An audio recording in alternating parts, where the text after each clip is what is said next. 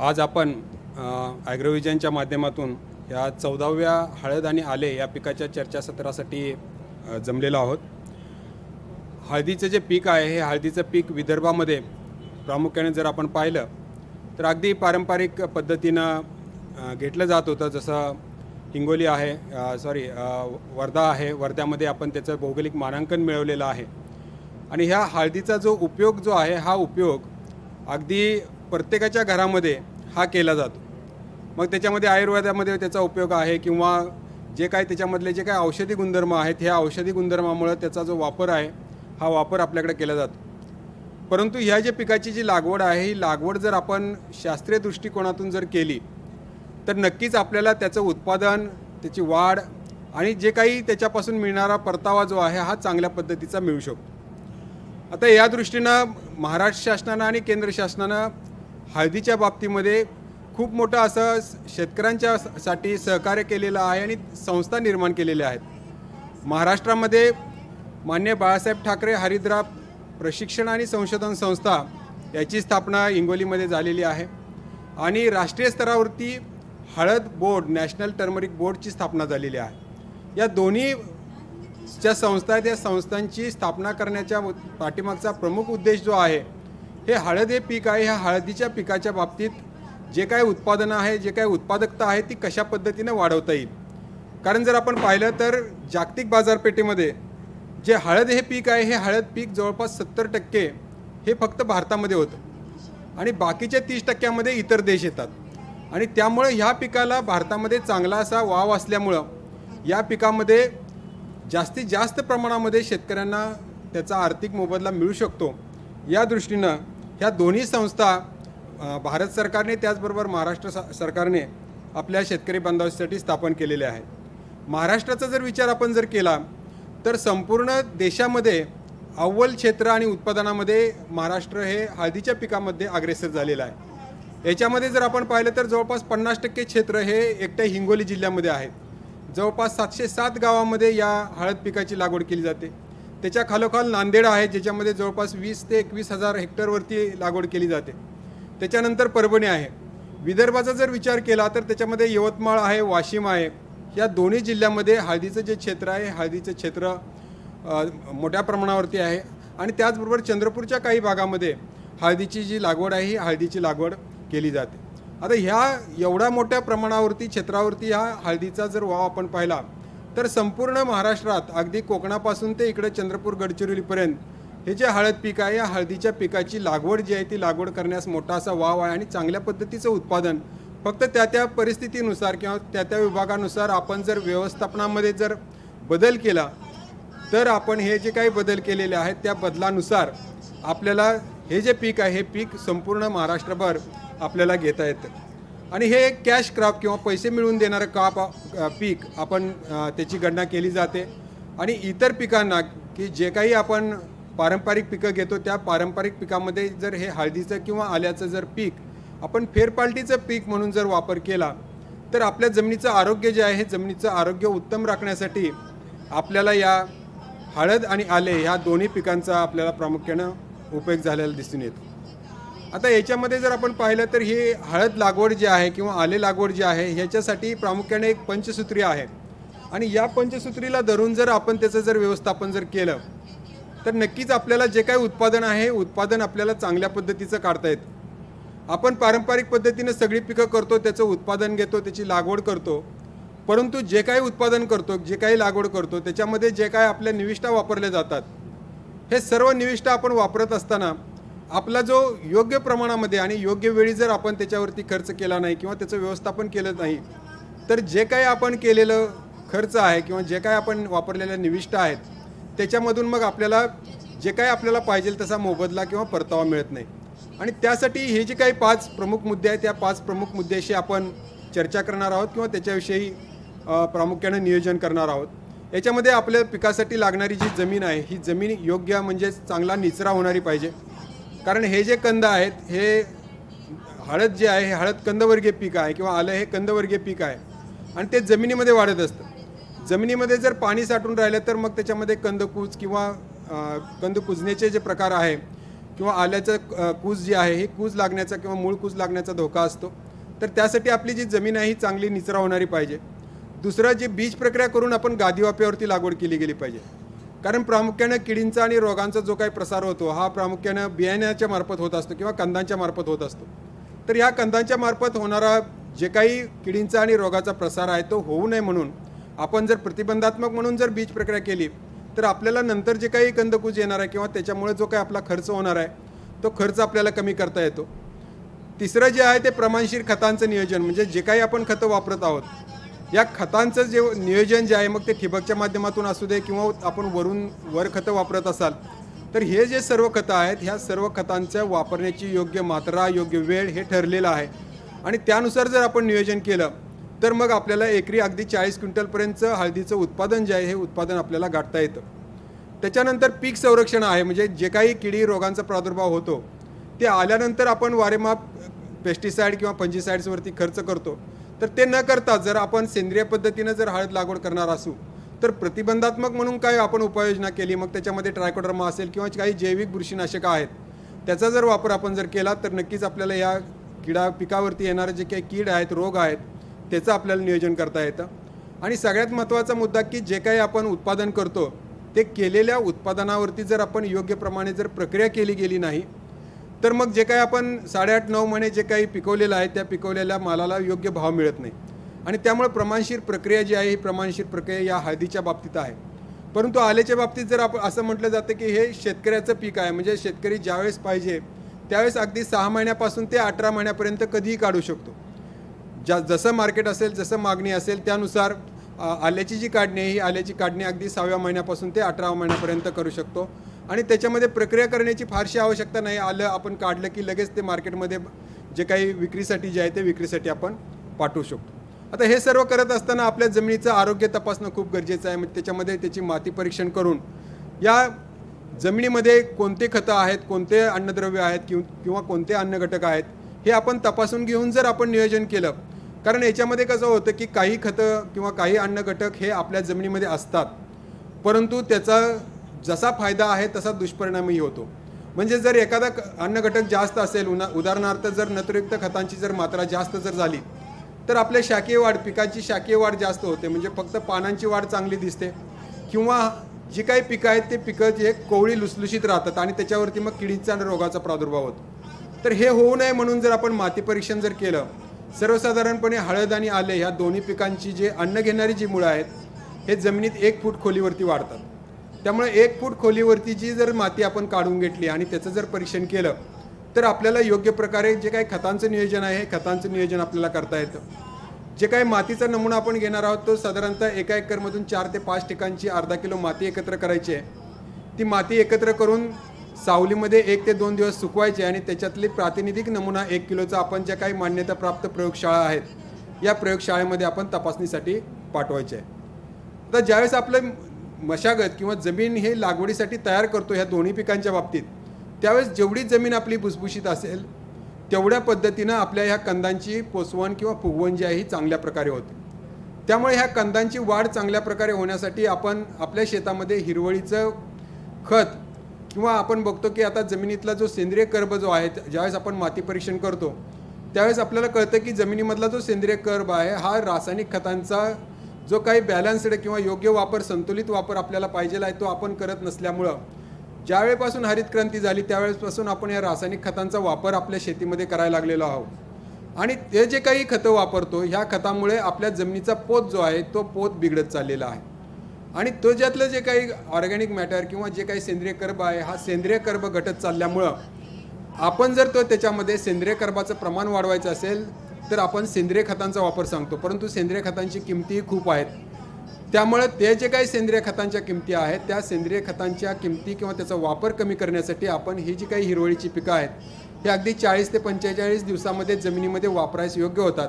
असं ताक किंवा ढेंच्या जर आपण लागवडीच्या अगोदर 1, 2 ते 3 महिने हे ताक किंवा ढेंच्या हळदीसाठी किंवा आल्यासाठी आपण जानेवारी महिन्यामध्ये जर त्याची पेरणी केली आणि 45 दिवसामध्ये जर त्याचे आपण जमिनीमध्ये ते गाडले गेले तर आपली जमीन भुसभुशीत होते. जमिनीमधली पोरॉसिटी किंवा जे काही भुसभुशीतपणा जो आहे हा भुसभुशीतपणा वाढला जातो. आता याच्यामध्ये आपल्याला हे पीक वाढतं कसं हे सुद्धा माहिती असणं आवश्यक आहे. त्यामुळे आपल्याला ह्या पिकाची वाढ कशी होते आणि त्यानुसार आपल्याला नियोजन कसं करता येईल हे आपण पाहू शकतो. आता याच्यामध्ये जर आपण पाहिलं तर इथं 9 महिने कालावधी आपल्याला इथं हळदीचं किंवा आले पिकाचं वय दिलेलं आहे आणि इथं हळदीची वाढ दिलेली आहे. आता याच्यामध्ये काय होतं की सुरुवातीच्या हळदीची लागवड कधी करायची किंवा आल्याची लागवड कधी करायची हा बऱ्याच जणांच्या मनामध्ये प्रश्न असतो. सर्वसाधारणपणे पारंपरिक पद्धतीने आपण अक्षय तृतीयेला हळदीची आणि आल्याची या दोन्ही पिकांची लागवड करतो. अक्षय तृतीयेलाच या पिकांची लागवड का करायची, तर त्याच्यामध्ये ज्यावेळेस आपण हळद किंवा आल्याची पिकांची काढणी करतो ही सर्वसाधारणपणे जानेवारी फेब्रुवारी महिन्यामध्ये काढणी करतो आणि या दोन्ही पिकामध्ये सुप्तावस्था असते. म्हणजे जरी आपण ते लगेच लागवड केली किंवा लगेच जर बियाणं आपण लावलं तर ते उगवत नाही, कारण त्याच्यामध्ये असे काही रासायनिक घटक आहेत की ते बियाचं अंकुरण होऊन देत नाही. त्यासाठी आपल्याला 1 ते 2 महिने ते बियाणं साठवावं लागतं आणि हे साठवल्यानंतर मग त्याचं अंकुरण जे आहे ते अंकुरण सुरू होतं आणि अंकुरणासाठी जे काही तापमान लागतं हे साधारणतः 35 ते 40 डिग्री सेल्सिअस लागतं. आता या दरम्यान ज्यावेळेस तापमान येतं, कारण प्रत्येक विभागामध्ये हे तापमान आहे ते कमी जास्त फरकाने वेगवेगळ्या वेळी येतं. जसं पश्चिम महाराष्ट्रामध्ये अगदी एप्रिल महिन्यामध्ये हे 35 ते 40 डिग्री सेल्सिअस असतं, 40 डिग्रीच्या वरती सहसा जात नाही. परंतु विदर्भामध्ये एप्रिल महिन्यामध्ये किंवा मे महिन्यामध्ये अगदी 85 डिग्रीपर्यंत तापमान जातं. अशा वेळी जर आपण हळदीची लागवड केली किंवा आल्याची लागवड केली तर जे काही त्याचं अंकुरण होणार आहे हे झालेलं अंकुर लगेच ते जळण्याची शक्यता असते किंवा ते मरून जाण्याची शक्यता असते. तर त्यामुळे साधारणतः तापमान कमी झाल्यानंतर म्हणजे जूनच्या पहिल्या आठवड्यामध्ये आपण विदर्भामध्ये जी काही हळदीची लागवड आहे ही हळदीची लागवड आपल्याला करायची आहे. हळदीची जी उगवण आहे ही साधारणतः 1 महिन्यामध्ये होते आणि उगवण झाल्यानंतर मग त्याच्या शाखेवाढीची दुसरी अवस्था जी आहे ही दुसरी अवस्था सुरू होते आणि ही अवस्था जी आहे ही साधारणतः 1.5 महिन्यापासून ते 4.5 ते 5 महिन्यापर्यंत असते. आता या अवस्थेसाठी लागणारं तापमान आहे ते 25 ते 35 डिग्री सेल्सिअस जे आपल्याकडे जुलै महिन्यापासून ते साधारणतः ऑगस्ट सप्टेंबर महिन्यापर्यंत उपलब्ध असतं. याच्यामध्ये हळदीच्या झाडाच्या पानांना पानं येणं किंवा त्याच्यामध्ये फुटवे होणं, त्याची शाखीय वाढ जी आहे ही सर्व शाखीय वाढ ह्या 4.5 ते 5 महिन्यामध्ये किंवा हळदीची उंची वाढणं हे या 4.5 ते 5 महिन्यामध्ये होतं. इथं आपण पाहताय की 4.5 ते 5 महिन्यामध्ये जी काही हळदीची उंची वाढलेली आहे त्याच्यानंतर मात्र हळदीची उंची फारशी वाढत नाही. म्हणजे काय होतं की तिथं शाखीय वाढ थांबते आणि खाली हळदाची कंदांची किंवा फण्यांची वाढ किंवा आल्यामध्ये फण्यांची वाढ सुरू होते. आता ही जी फण्यांची वाढ सुरू होते त्यासाठी तापमान लागतं साधारणतः 20 ते 25 डिग्री सेल्सिअस. म्हणजे आपल्याकडे नोव्हेंबर डिसेंबरमध्ये ज्यावेळेस थंडी सुरू होते त्यावेळेस एकदा हळदीचे किंवा आल्याचे जे कंद आहेत ते कंद पोसायला किंवा वाढायला सुरुवात होते. आता त्यासाठी जे तापमान लागतं ते 20 ते 25 डिग्री सेल्सिअस जे आपल्याकडे थंडी सुरू झाल्यामुळे सकाळच्या किंवा रात्रीच्या वेळेचं जे तापमान आहे हे 20 डिग्रीच्या दरम्यान आपल्याला मिळतं आणि त्यामुळे कंदांची वाढ जी आहे ते कंदांची वाढ चांगली होते. आणि कडक थंडीच्या कालावधीमध्ये पानामध्ये जेवढं काही साठवलेलं अन्न आहे सर्व खाली कंदामध्ये उतरण्याचं काम साधारणतः 7व्या महिन्यापासून ते 9व्या महिन्यापर्यंत म्हणजे 18 ते 20 डिग्री सेल्सिअस तापमानामध्ये होतं आणि त्यामुळे ही जी काही कंदांची वाढ आहे किंवा या हळद या पिकाची वाढ आपल्या हवामानामध्ये चांगल्या पद्धतीने झालेली आपल्याला दिसून येते. हे काही हळदीच्या वाढीचे वेगवेगळे अवस्था आहेत की ज्याच्यामध्ये अंकुर फुटणं, त्याचं पहिलं पान येणं, पहिल्या पानानंतरची जी काही पुढची पानं आहेत ही पानांची वाढ आपल्याला या वेगवेगळ्या अवस्थेमधून दिसून येतात. आता याच्यामध्ये काही वेगवेगळ्या सुधारित जाती आहेत. जसं इतर पिकांमध्ये काही सुधारित जाती आहेत त्याच पद्धतीनं या हळद आणि आले ह्या दोन्ही पिकामध्ये वेगवेगळ्या सुधारित जाती आहेत. त्याच्यामध्ये नुकतीच गेल्या वर्षी विकसित केलेली फुले हरिद्रा नावाची जात आहे. या जातीचं वैशिष्ट्य असं आहे की या जातीमध्ये कुर्कुमिनचं प्रमाण म्हणजे हळदीमध्ये जो मुख्य औषधी गुणधर्म आहे ते कुर्कुमिन, तर हे कुर्कुमिनचं प्रमाण जवळपास 5% वरती आहे आणि त्याचबरोबर त्याच्या कंदांची जाडी किंवा हळकुंडाची जाडी आणि लांबी ही चांगली आहे. त्यामुळे मार्केटमध्ये अत्यंत चांगल्या पद्धतीनं या हळदीला उठाव आहे. या जातीचं सरासरी उत्पादन जे आहे ते सरासरी उत्पादन आपल्याला एकरी 40 क्विंटलपर्यंत आपल्याला वाळलेल्या हळदीचं उत्पादन जे आहे ते वाळलेल्या हळदीचं उत्पादन आपल्याला बियाणं वगळून या फुले हरिद्रा जातीचं मिळतं आणि हे सर्व हवामानामध्ये म्हणजे अगदी कोकण विभागापासून ते विदर्भापर्यंत आपल्याला सर्व हवामानामध्ये याची उत्पादकता आणि उत्पादन चांगल्या पद्धतीने येतं. त्याच्यानंतर दुसरी जात आहे ती फुले स्वरूपा नावाची जात आहे. जर आपल्याला प्रक्रिया करायची असेल म्हणजे हळदीपासून जर हळद पावडर तयार करायची असेल तर त्यासाठी ही अत्यंत चांगली जात आहे. कारण या जातीची तुलना जर आपण फुले हरिद्रा या जातीशी जर आपण केली तर या जातीच्या हळकुंडाची साईज थोडी कमी आहे, लहान हळकुंड आहेत. त्यामुळे मार्केटमध्ये जर पाठवली आपण तर त्याला उठाव जास्त नाही किंवा त्याला दर बी ग्रेडची हळद असं म्हटलं जातं. परंतु हळद पावडरीसाठी आपल्याला या जातीचा जो आहे तो जातीचा वापर आपण करू शकता. सेलम ही आपली पारंपरिक जात आहे की जवळपास महाराष्ट्रामध्ये अजूनही जवळपास 70 ते 80% क्षेत्र या जातीखाली आहे या पारंपरिक जातीमध्ये सर्वसाधारण कुरकुमींचं प्रमाण कमी असल्यामुळे थोडीफार आता हळूहळू लागवडीची कमी होत चाललेली आहे. 3.5 ते 4% या जातीचं मध्ये कुरकुमींचं प्रमाण आहे आणि या जातीमधूनच विकसित करून फुले हरिद्रा जात ही विकसित आपण केलेली आहे. त्यामुळे त्या जातीची शिफारस आपण महाराष्ट्रासाठी केलेली आहे. ही सेलम जातीची हळकुंड आहेत. कृष्णा ही पारंपरिक जात आहे जी कडप्पा जातीपासून विकसित केलेली आहे, परंतु ह्या जातीमध्ये कुरकुमींचं प्रमाण खूपच कमी आहे. अगदी ती पांढरट दिसते, म्हणजे त्याचा गाभा जो आहे हा गाभा आपल्याला त्याच्यामध्ये कुरकुमींचं प्रमाण 2 ते 2.5% असल्यामुळं आपल्याला हे पांढरट असा गाभा त्याचा दिसतो. इतर जातीमध्ये जर आपण त्यांचा गाभा पाहिला तर तो गडद पिवळसर किंवा दाट पिवळा आपल्याला दिसून येतो. राजापुरी ही आपल्या महाराष्ट्रामधली पारंपरिक जात आहे, परंतु त्याचं उत्पादन आहे हे खूप कमी आहे. 18 ते 20 क्विंटल आपल्याला वाळवून मिळतं. त्यामुळे ही जात हळूहळू आता कमी पडत चाललेली आहे किंवा पाठीमाग पडत चाललेली आहे. परंतु काही वैशिष्ट्यपूर्ण भागामध्ये जसं काही कृष्णा नदीचं खोरं आहे त्या खोऱ्यामध्ये आपल्याला याची उत्पादकता अजूनही चांगली आहे. त्याच्यामधलं प्रत, क्वालिटी, गुणवत्ता ही चांगली आहे. त्यामुळं बाजारपेठेमध्ये ज्यावेळेस आपण पेपर वाचतो त्यावेळेस राजापुरी हळदीचा दर एवढा किंवा सगळ्यात जास्त दर जो आहे तो राजापुरी हळदीला त्या गुणधर्मामुळे किंवा तिथल्या वातावरणामुळे येत असलेल्या चवीमुळे त्याला मिळत असतं. हे राजापुरी जातीचे ओले हळकुंड आहेत. जसं आपल्याकडे राजापुरी जात आहे तशीच आंध्र प्रदेशमध्ये टेकुरपेटा आहे किंवा केरळमध्ये आलेपी जात आहे. अशा वेगवेगळ्या जातींची लागवड आपण आपल्या महाराष्ट्रामध्ये करू शकतो. ISR प्रगती, जसं आपल्याकडे वायगाव जात आहे तशी ISR प्रगती ही राष्ट्रीय स्तरावरती विकसित कमी कालावधीमध्ये तयार होणारी जात आहे. ही जात साधारणतः 7 ते 7.5 महिन्यामध्ये तयार होते. आपल्याकडची वायगाव ही सुद्धा जात 7 ते 7.5 महिन्यामध्ये तयार होते. आपल्या पंजाबराव कृषी विद्यापीठाने PDKV वायगाव ही जात विकसित केलेली आहे वायगाव जातीपासून. तर ती लवकर कालावधीमध्ये, म्हणजे जिथं पाण्याचं कमतरता आहे किंवा उन्हाळ्यामध्ये शेवटी पाणी पुरत नाही, अगदी डिसेंबर महिन्यापर्यंतच पाणी असतं, अशावेळी या 2 जातींची लागवड आपण वायगाव किंवा PDKV वायगाव किंवा प्रगती या 2 वाणांची लागवड जी आहे ती लागवड आपण करू शकता. इतरही काही राष्ट्रीय स्तरावरती जाती विकसित झालेल्या आहेत. त्याच्यामध्ये सुवर्ण आहे, सुदर्शन आहे, सुगुणा, प्रभा आहे किंवा ISR केदारम आहे, ISR आलेपी सुप्रीम आहे किंवा मेघा जात आहे, राजेंद्र सोनिया आहे, रोमा आहे, BSR2 आहे. या सर्व जाती या वेगवेगळ्या भागामध्ये वेगवेगळ्या हवामानानुसार, परंतु आपण लागवड कशासाठी करणार आहोत त्या दृष्टीनं आपण जातींची जी निवड आहे ती जातींची निवड करायची आहे. महाराष्ट्रामध्ये जर आपण चांगल्या पद्धतीनं हळदीचं उत्पादन देणाऱ्या जातींमध्ये जर विचार केला तर विदर्भामध्ये PDKV वायगाव ही जात आहे. त्याचबरोबर जास्त कालावधीची जी आहे ते फुले हरिद्रा जात आहे किंवा मेघा जात आहे. या जातींची जर लागवड आपण केली तर नक्कीच आपल्याला चांगल्या पद्धतीचं उत्पादन या हळदीच्या पिकामध्ये मिळू शकतं.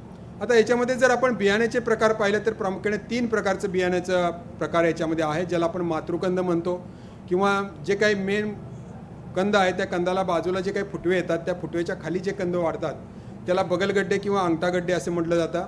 आणि ओली हळकुंड किंवा शेंग हे सुद्धा आपण बियाणं म्हणून वापरू शकतो. आता या तिन्ही प्रकारच्या बियाण्याची जर आपण तुलना केली तर सगळ्यात जास्तीत जास्त उत्पादन देण्याची क्षमता जी आहे ही मातृकंद किंवा जेटागड्डा बियाणामध्ये आहे आणि हे एकरी सर्वसाधारणपणे 12 ते 13 क्विंटल बियाणं लागतं. दुसरं जे बियाणं आहे ते बगलगड्डा किंवा त्याला साईड रायझोम असं म्हटलं जातं किंवा अंगठागड्डे असंही म्हटलं जातं. ते साधारणतः एकरी 10 क्विंटलपर्यंत आपल्याला बियाणं लागतं. आणि हे जे आहे ते ओले हळकुंड की जे सरासरी आपल्याला 8 ते 9 क्विंटल एकरी या प्रमाणामध्ये आपण हे ओले हळकुंड जे आहे ते ओले हळकुंडाचा वापर आपण करू शकतो. त्याचबरोबर जो आपण चालूवर्षी लावलेला कंद आहे तो जमिनीमध्ये तसाच राहतो, तो कुजला जात नाही. साधारणतः एक 40 ते 50% कुजतो, 50% तसाच राहतो. तर तो राहिलेला जो कंद आहे त्याला सोराकंद किंवा कोचा असं म्हटलं जातो आणि त्याला हळदीपेक्षा दुप्पट दर मिळतो. त्यामुळे असे जे कंद आहेत हे असे कंद आपण लागवड काढणी करताना हे आपण वेगळ्या रीतीनं काढून जर वेगळे साठवले तर त्याला आपल्याला दर चांगला मिळतो. लागवड करताना आपण बीज प्रक्रिया करायची आणि बीज प्रक्रिया करत असताना आपण कोणतेही एक आंतरप्रवाही कीटकनाशक आणि आंतरप्रवाही बुरशीनाशकाचा वापर आपण त्याच्यामध्ये करायचा आहे. सर्वसाधारणपणे आम्ही जे शिफारसीत केलेलं आहे त्याच्यामध्ये क्विनॉलफॉस 20 मिली 10 लिटरमध्ये किंवा कार्बन एन्झाईम जे आहे हे साधारणतः 10 ग्रॅम 10 लिटर पाण्यामध्ये घेऊन त्याच्यामध्ये अर्धा तास बियाणं बुडवून आपण ही जी काही बीज प्रक्रिया जी आहे ही बीज प्रक्रिया करायची आहे. आपल्याला जैविक बीज प्रक्रिया जर करायची असेल तर आपण आझोटोबॅक्टर आहे किंवा आझोस्पिरिलियम आहे त्याचा वापर आपण करू शकतो किंवा स्फुरद विरघळणारे जीवाणू आहेत ज्याला आपण PSB म्हणतो किंवा व्यायाम आहे किंवा KSB किंवा पोटॅश मोबिलायझर आहेत याचा वापर आपण हे जैविक खतामध्ये करू शकतो. आता आपल्याला जर दोन्ही बीज प्रक्रिया करायची असतील तर पहिल्यांदा आपण रासायनिक बीज प्रक्रिया करून घ्यायची आहे. लागवडीच्या अगोदर 2 ते 3 दिवस आपण ही रासायनिक बीज प्रक्रिया करू शकतो आणि लागवड करतेवेळी आपण ही जी जैविक बीज प्रक्रिया आहे ही जैविक बीज प्रक्रिया आपण करायची आहे आणि मग आपण जी काही लागवड आपण करायची आहे. आता लागवडीमध्ये जर आपण पाहिलं तर दोन प्रमुख पद्धती आहेत. त्याच्यामध्ये सरीवरंबा पद्धत आहे आणि गादीवापा पद्धत किंवा रुंदवरंबा पद्धत आहे. आता सरीवरंबा पद्धतीमध्ये काय तोटा आहे की याच्यामध्ये आपल्याला उत्पादन थोडं कमी मिळतं आणि बियाणं जास्त लागतं. आता उत्पादन कमी मिळण्याचं बाब अशी आहे की याच्यामध्ये आपण पाटानं पाणी देत असल्यामुळं मधल्या सरीमध्ये ज्यावेळेस आपण पाणी देतो त्यावेळेस हे जे कंद आहेत हे कंद उघडे पडतात आणि कंद जर उघडे पडले तर ते सूर्यप्रकाशाला उघडे झाल्यामुळे ते हिरवे दिसतात आणि हिरवे पडल्यामुळे त्याची वाढ जी आहे ती वाढ थांबली जाते आणि त्यामुळे जे काही कंद आहेत ते कंद फक्त एका बाजूलाच म्हणजे जिथं वरंबा आहे त्या वरंब्याच्या बाजूलाच वाढतात आणि सरीच्या बाजूला फारशी त्याची वाढ होत नाही. त्यामुळे एकरी सर्वसाधारणपणे आपल्याला या पद्धतीमध्ये 22 ते 25 क्विंटलपर्यंत उत्पादन आपल्याला मिळू शकतं. परंतु तेच जर आपण गादीवाप्यावरती जर लागवड केली तर चारी बाजूनी जे काही कंद आहेत हे कंद वाढले जातात. याच्यामध्ये आपण जे काही गादीवापे तयार करतो ते 4 ते 4.5 फुटाचे गादीवापे तयार करतो. त्याचा माथा जो आहे तो 2 फूट रुंद असतो आणि त्याच्या मध्यभागी आपली लॅटरल येऊन लॅटरलच्या दोन्ही बाजूला अर्ध्या फुटावरती आपण हे जे कंद आहे हे कंद आपण लावतो. आता हे कंद लावल्यानंतर आपल्याला जी काही हळद पोचणार आहे हे गादीवापा भुसभुशीत असल्यामुळे चारी बाजूला आपले हे जे कंद आहेत हे कंद वाढतात. मग ते आल्याचे कंद असतील किंवा हळदीचे कंद असतील हे दोन्ही कंद आपल्याला त्याच्यामध्ये वाढलेले आपल्याला दिसून येतात. आता हे जर गादीवाप्यावरती जर आपण लागवड केली तर त्याच्यामध्ये आपल्याला यांत्रिकीकरणसुद्धा करता येणं शक्य आहे. म्हणजे पारंपरिक पद्धतीमध्ये आपल्याला जर हळद आणि आले या दोन्ही पिकामध्ये जर आपण पाहिलं तर जास्त जो मजुरीवरती खर्च होतो तो हळद किंवा आले लागवडीसाठी आपल्याला खर्च होतो, दुसरा भरणीसाठी खर्च होतो आणि तिसरा काढणीसाठी. तर हळद जर आपण यंत्राद्वारे जर लागवड आपण जर केली तर आपल्याला हे जे काही लागवडीसाठी येणारा जो खर्च आहे तो खर्चाच्या मजुरामध्ये आपल्याला बचत करता येते. हे दोन्ही हळद आणि अद्रक हे दोन्ही पिकांची लागवड आपण या यंत्राद्वारे जे आहे ते करू शकतो. तसेच आपण हळदीची रोपाद्वारे सुद्धा लागवड करू शकतो, परंतु त्याच्यामध्ये उत्पादन जे आहे हे मातृकंद किंवा हळकुंड किंवा जेटागड्डा किंवा बगलगड्डे आहेत त्याच्यापेक्षा कमी येतं. सर्वसाधारणपणे जर आपण मातृकंदाशी तुलना जर केली तर जवळपास 30 ते 40% उत्पादन आपल्याला रोपापासून कमी मिळतं. परंतु याचे फायदे असे आहेत की आपल्याला बियाणं कमी लागतं. म्हणजे इथं आपल्याला एकरी 10 ते 12 क्विंटल बियाणं लागतं. इथं आपलं अगदी 1.5 ते 2 क्विंटल बियाणामध्ये आपल्याला एका एकरची रोपं सर्वसाधारणपणे एका एकरमध्ये आपण 20 ते 22 हजार रोपं लावतो. तर हे 20 ते 22 हजार रोपं आपल्याला 1.5 ते 2 क्विंटलमध्ये तयार होतात. परंतु हे जे 1.5 ते 2 क्विंटलमध्ये तयार होणारी रोपं जे आहेत ह्या रोपांपासून मिळणारं उत्पादन जे आहे ते जवळपास 30% आपल्याला कमी मिळतं. त्यामुळे जर आर्थिकदृष्ट्या जर आपण तुलना जर केली तर जो काही सोराकंद आहे किंवा कोचा आहे तो सुद्धा या पद्धतीमध्ये मिळत नाही. त्यामुळे जर आपल्याकडे बियाणं कमी असेल किंवा नवीन जातीचं बियाणं आहे अशा वेळी आपण रोपाद्वारे लागवड करावी. अन्यथा आपल्याला जर व्यापारी दृष्टिकोनातून जर लागवड करायची असेल तर जेटागड्डा किंवा मातृकंद बियाणं जे आहे त्याचाच वापर आपण शक्यतो करावा. व्हर्टिकल फार्मिंग हे कन्सेप्ट हळदीमध्ये आलेलं आहे की टप्प्याटप्प्याची शेती, परंतु याच्यामध्ये अजूनही काही संशोधन गरजेचं आहे. जे काही कंपन्या याच्यामध्ये प्रमोट करतात त्याच्यामध्ये ते जे काही दावे करतात तेवढं उत्पादन याच्यामध्ये मिळत नाही. त्यामुळे शक्यतो त्या मार्गाला न लागता जे काही आपले पारंपरिक पद्धतीने जे काही लागवडी आहेत त्या पद्धतीने जर आपण केलं तर भरघोस उत्पादन जे आहे ते उत्पादन आपण याच्यामध्ये मिळवू शकतो. आता याच्यामध्ये गादीवाप्यावरती लागवड आपण केली असेल तर अशा पद्धतीने त्याची वाढ होणं अपेक्षित आहे. त्याच्या फुटव्यांची वाढ जी आहे ती होणं अपेक्षित आहे. जे काही ठिबक सिंचनचा संच आहे तो संच आपण योग्य पद्धतीने चालवला पाहिजे. सर्वसाधारणपणे 5 महिने झाल्यानंतर अशा पद्धतीनं त्याला फुटवे पाहिजेत आणि खाली फण्यांची जी वाढ आहे ही फण्यांची वाढ आपली सुरू झालेली आपल्याला दिसली पाहिजे. हळदीमध्ये प्रामुख्यानं आपला खुरपणीवरती एक खर्च जास्त होतो, तर तो कमी करण्यासाठी आपण जे काही पॉलिथिन मल्च आहे, चंदेरी रंगाचं पॉलिथिन मल्च, या मल्चिंगचा वापर जो आहे तो किंवा आच्छादनाचा वापर आपण या हळदीमध्ये करू शकतो. फक्त याच्यामध्ये एकच नुकसान होतं की ज्यावेळेस फुटवे येत असतात त्यावेळेस फुटवे या कागदामध्ये वाढण्याची शक्यता असते. त्यावेळेस साधारणतः एक 10 ते 15 दिवसांनी एखाद्या मजूर फिरून ते जे काही कागद जिथं उचललं असेल तिथं फक्त फुटवे खराब होत नाहीत किंवा सुकत नाहीत, फक्त ते फुटव्यांची कागद जिथं उचलला असेल तेवढा फुटवा फक्त त्या छिद्रामधून बाहेर काढावा लागतो. तुषार सिंचनचा वापर करून सुद्धा आपण याच्यावरती हळदीची लागवड आहे ती लागवड करू शकतो. याच्यामध्ये जे आहेत ते 4 फुटाचे बेड जे आपण गादीवाप्यावरती करतो ठिबक सिंचनसाठी ते इथं आपण 6 फुटाचे बेड करायचे आहेत. 6 फुटावरती आपण 4 ओळी हळदीच्या लावायच्या आहेत आणि त्याच्यामध्ये आपण तुषार सिंचनचा वापर करू शकतो. परंतु जिथं पाण्याचा सामू जो आहे हा पाण्याचा सामू 7.5 पेक्षा जास्त असेल म्हणजे पाण्यामध्ये क्षार असतील तर शक्यतो आपण या तुषार सिंचनचा वापर करू नये. अन्यथा त्या पाण्यामधलं प्रकाश संश्लेषणाची क्रियेवरती मर्यादा येतात आणि मग त्याची वाढ जी आहे ती वाढ कमी होते. ठिबक सिंचनमुळे आपल्याला जे काही फर्टिगेशन करता येणं आहे ते शक्य होतं. जे काही त्याची लागणारी जी काही खतं आहेत त्याच्या मुळामध्ये दिली जातात आणि त्याच्या पिकाच्या गरजेनुसार हे जे काही खतं आहेत ही खतं घेतली जातात आणि त्यामुळे त्याच्या वाढीच्या अवस्थेनुसार आपण एकूण 30 समान हप्त्यामध्ये जी काही खतं आहेत ती खतांची विभागणी केलेली आहे. त्याच्यामध्ये लागवड आणि उगवण अवस्था आहे. याच्यामध्ये दोन समान हप्त्यामध्ये किंवा आठवड्यामध्ये आपण त्याला खतं द्यायची आहेत. शाकीय वाढीच्या आपण 10 समान हप्त्यामध्ये म्हणजे 10 आठवड्यामध्ये आपण द्यायचे आहेत, साधारणतः 5व्या ते 4थ्या आठवड्यापासून. तर कंदवाढीची सुरुवात जी आहे ते 15 ते 26 आठवड्यापर्यंत आपल्याला द्यायचे आहेत आणि कंद तयार होण्याची अवस्था जी आहे ते 27 ते 32 आठवड्यापर्यंत. तर अशा पद्धतीनं जी काही आपण नत्र स्फुरत पालाश आहे ही जी खतं आहेत ही खतं आपण ठिबकच्या माध्यमातून जर दिली गेली तर त्या कंदांची किंवा पाण्याची वाढ जी आहे ती पाण्याची वाढ आपल्याला चांगल्या पद्धतीने होते. काही सूक्ष्म अन्नद्रव्यांची गरज या पिकामध्ये आहे. जसं लोहाच्या कमतरतेमुळं पानांच्या शिरा ज्या आहेत त्या पिवळ्या पडतात किंवा पानांच्या शिरांचा मधला भाग पिवळा पडतो आणि पानांच्या शिरा गडद हिरव्या राहतात.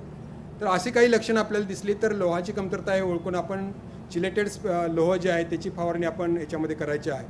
हे काही वेगवेगळे जे काही सूक्ष्म अन्नद्रव्य आहेत त्याच्या कमतरतेची लक्षणं किंवा गुणधर्म दर्शवणारा चित्र आहे. त्याच्या जी काही लक्षणं दिसतात त्या लक्षणानुसार आपण कुठल्या अन्नद्रव्याचा अभाव आहे हे पाहून आपण त्याचं परीक्षण करून आपण त्याला त्या अन्नद्रव्याची जी मात्रा आहे ती मात्रा आपण फवारणीच्या माध्यमातून किंवा ठिबकच्या माध्यमातून आपण देऊ शकतो. लीफ टिश्यू अनालिसिस टेक्निकसुद्धा या हळद आणि आल्या पिकामध्ये आहे. सर्वसाधारणपणे हळदीचं वरून 3रं ते 4थं पान जर आपण काढलं आणि त्याचा देठ जर तपासला तर त्या देठामधले जे काही अन्नघटक आहेत त्यानुसार त्याच्यामध्ये कुठली कमतरता आहे ही त्याच्या पानांची तपासणी करून आपण त्याला कोणते अन्नघटक दिले गेले पाहिजे हे आपण त्याच्यामध्ये ठरवू शकतो.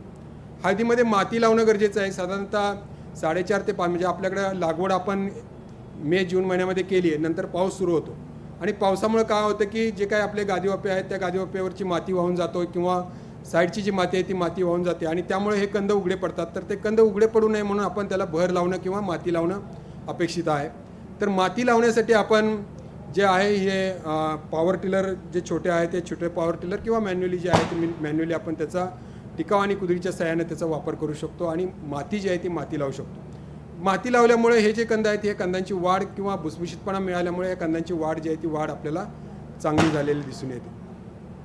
याच्यामध्ये तणांचा प्रादुर्भाव होतो त्यामुळे आपण काही तणनाशकं शिफारस केलेली आहे की हळद लागवड केल्यानंतर लगेच आपण ॲट्रॅजिन हे जे तणनाशक आहे हे साधारणतः 4 ते 5 ग्रॅम प्रति लिटर पाण्यामध्ये घेऊन त्याची जर आपण फवारणी जर केली तर आपल्याला हे तणांची जी वाढ आहे किंवा तणांचा प्रादुर्भाव आहे तो दिसणार नाही.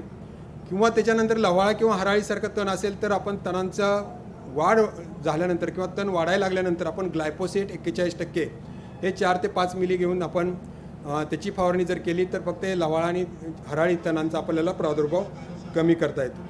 काही आंतरपिकं आपण याच्यामध्ये घेऊ शकतो. म्हणजे पहिल्या 4 महिन्यापर्यंत जोपर्यंत शाकीय वाढ होते तोपर्यंत त्याच्यामध्ये आपण आंतरपिकं घेऊ शकतो. जसं झेंडू आहे, मिरची आहे, मुळा आहे किंवा घेवडा आहे, सोयाबीन आहे. तर हे आपण आंतरपिकं म्हणून घेऊ शकतो किंवा हळद हे इतर फळपिकामध्ये आपण आंतरपीक म्हणून घेऊ शकतो. जसं द्राक्षबाग आहे किंवा ऊसामध्ये आपण आंतरपीक घेऊ शकतो, नारळामध्ये आहे किंवा इतर कोणत्याही आंब्यामध्ये आहे किंवा इतर कोणत्याही फळझाडामध्ये जिथं 50%पेक्षा जास्त सावली पडत नाही अशा ठिकाणी आपण हे आंतरपीक म्हणून अगदी इकडे संत्रा मोसंब्याच्या बागामध्ये सुद्धा आपण हळद हे आंतरपीक म्हणून घेतलं जाऊ शकतं. हळदीमध्ये ड्राउट मेकॅनिझम आहे. म्हणजे साधारणतः दुपारच्या वेळी हळदीची पानं जी आहेत ती पानं गोल होतात आणि परत आपल्याला सकाळच्या वेळेस ही पानं पसरलेली असं दिसून येतात. हळदीला फूल येतं, हळदीला फूल आलेलं काढावं किंवा ठेवावं याविषयी लोकांच्या मनामध्ये शंका निर्माण होते. तर सर्वसाधारणपणे हळदीचं फूल जे आहे ते ही फूल एक प्रकारची त्याची फेज जी चेंज होते. म्हणजे शाकीय वाढीपासून ते जे काही कंद वाढायला सुरुवात होत आहेत त्याचं एक लक्षण आहे. म्हणजे शाकीय वाढ थांबली आणि कंदांची वाढ सुरू झालेली आहे. त्यामुळे फूल सुकल्यानंतर म्हणजे साधारणतः फूल बाहेर पडल्यानंतर एक 15 दिवस ते 3 आठवड्याने आपण त्याची काढणी करून काढली तरी चालते. त्यालासुद्धा त्याच्यामध्ये औषधी गुणधर्म आहेत आणि त्यामुळे त्याला मेडिसिन व्हॅल्यू असल्यामुळं त्याची फार्मास्युटिकल इंडस्ट्रीमध्ये मागणी आहे. साधारणतः 4 ते 5 रुपयाला एक फूल याप्रमाणे त्याची मागणी जी आहे ती आहे. पीक संरक्षणाच्या बाबतीत जर आपण पाहिलं तर हळदीवरती काही प्रमुख किडी आहेत. त्याच्यामध्ये कंदमाशी आहे, पाने खाणारी आळी आहे, रस शोषणाऱ्या किडी आहे किंवा हुमणीसारखी कीड आहे. तर याच्यासाठी आपण आंतरप्रवाही कीटकनाशक आणि आंतरप्रवाही बुरशीनाशक हे शेवटच्या टप्प्यामध्ये आणि स्पर्शजन्य बुरशीनाशक आणि स्पर्शजन्य कीटकनाशक यांचा जर वापर आपण आलटून पालटून 15 दिवसाच्या अंतराने किंवा 3 आठवड्याच्या अंतराने जर फवारणी केल्या तर हे किडींचा आणि रोगांचा जो काही बंदोबस्त आहे तो बंदोबस्त आपल्याला करता येतो. सूत्रकृमी आहे, सूत्रकृमीचाही प्रादुर्भाव याच्यामध्ये होतो. त्यासाठी आपण आंतरपीक म्हणून झेंडूचा वापर किंवा ट्रॅप क्रॉप म्हणून आपण झेंडूचा वापर जो आहे तो वापर याच्यामध्ये करायचा आहे. रोगांच्या बाबतीत जर पाहिलं तर काही पानावरती करपा रोगाचा प्रादुर्भाव मोठ्या प्रमाणावरती येतो. याच्यामध्ये जर आपण पाहिलं तर एक ठिपक्याचा करपा किंवा अंडाकृती ठिपके पडतात आणि पान पूर्ण करपलं जातं आणि दुसरं शाबूस तांदळासारखे लहान लहान तांबूस ठिपके पानावरती पडतात आणि हे जे पान जे आहे ते पान करपलं जातं. मी सांगितले की साधारणतः शाकीय वाढीची जी अवस्था आहे ही शाकीय वाढीची अवस्था 5व्या महिन्यापर्यंत आहे आणि 7व्या महिन्यापासून खाली पानामधलं जे काही अन्न आहे हे कंदामध्ये उतरत असतं. मग अशापर्यंत जर आपलं पान जर खराब झालं, सर्वसाधारणपणे जर आपण मुख्य खोड घेतलं तर मुख्य खोडावरती 12 ते 15 पानं असतात आणि हे प्रत्येक पान सर्वसाधारणपणे 1 किलो जर आपण ओला हळदीचा जर कंद जर धरला तर ह्या ओल्या हळदीच्या कंदामध्ये आपल्याला जवळपास 60 ते 70 ग्रॅम एक पान हळद देत असतं. आता एक जर पान आपलं हे किडीनं किंवा रोगानं जर खाल्लं तर तेवढं आपल्या उत्पादनामध्ये घट येते.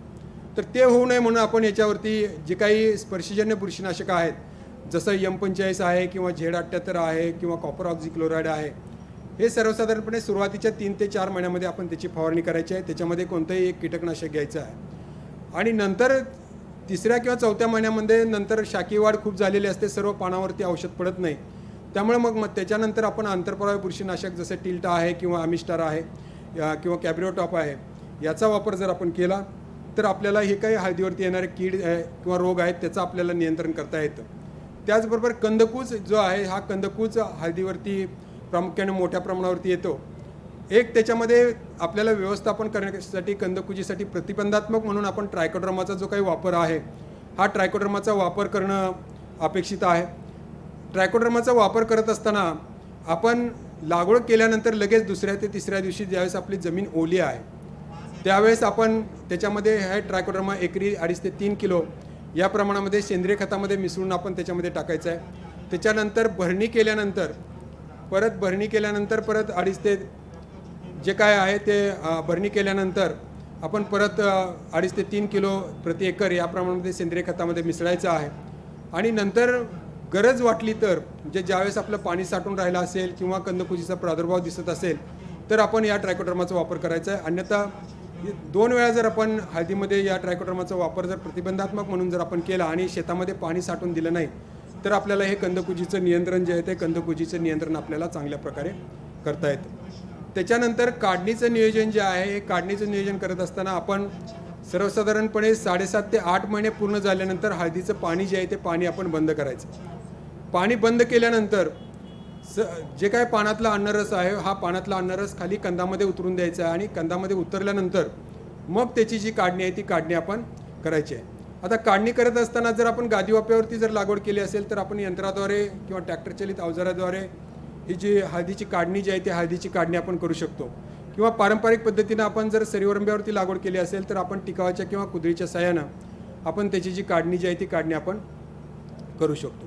आता याच्यामध्ये हे जे ट्रॅक्टरचालित यंत्र आहे हे यंत्र काय करतं की कंदांच्या बरोबर खाली जातं आणि कंदांच्या फण्या ज्या आहेत त्या कंदांच्या फण्या उचलल्या जातात आणि पूर्णतः जे कंद आहेत हे कंद अशा पद्धतीनं आपल्याला काढलेले दिसतात.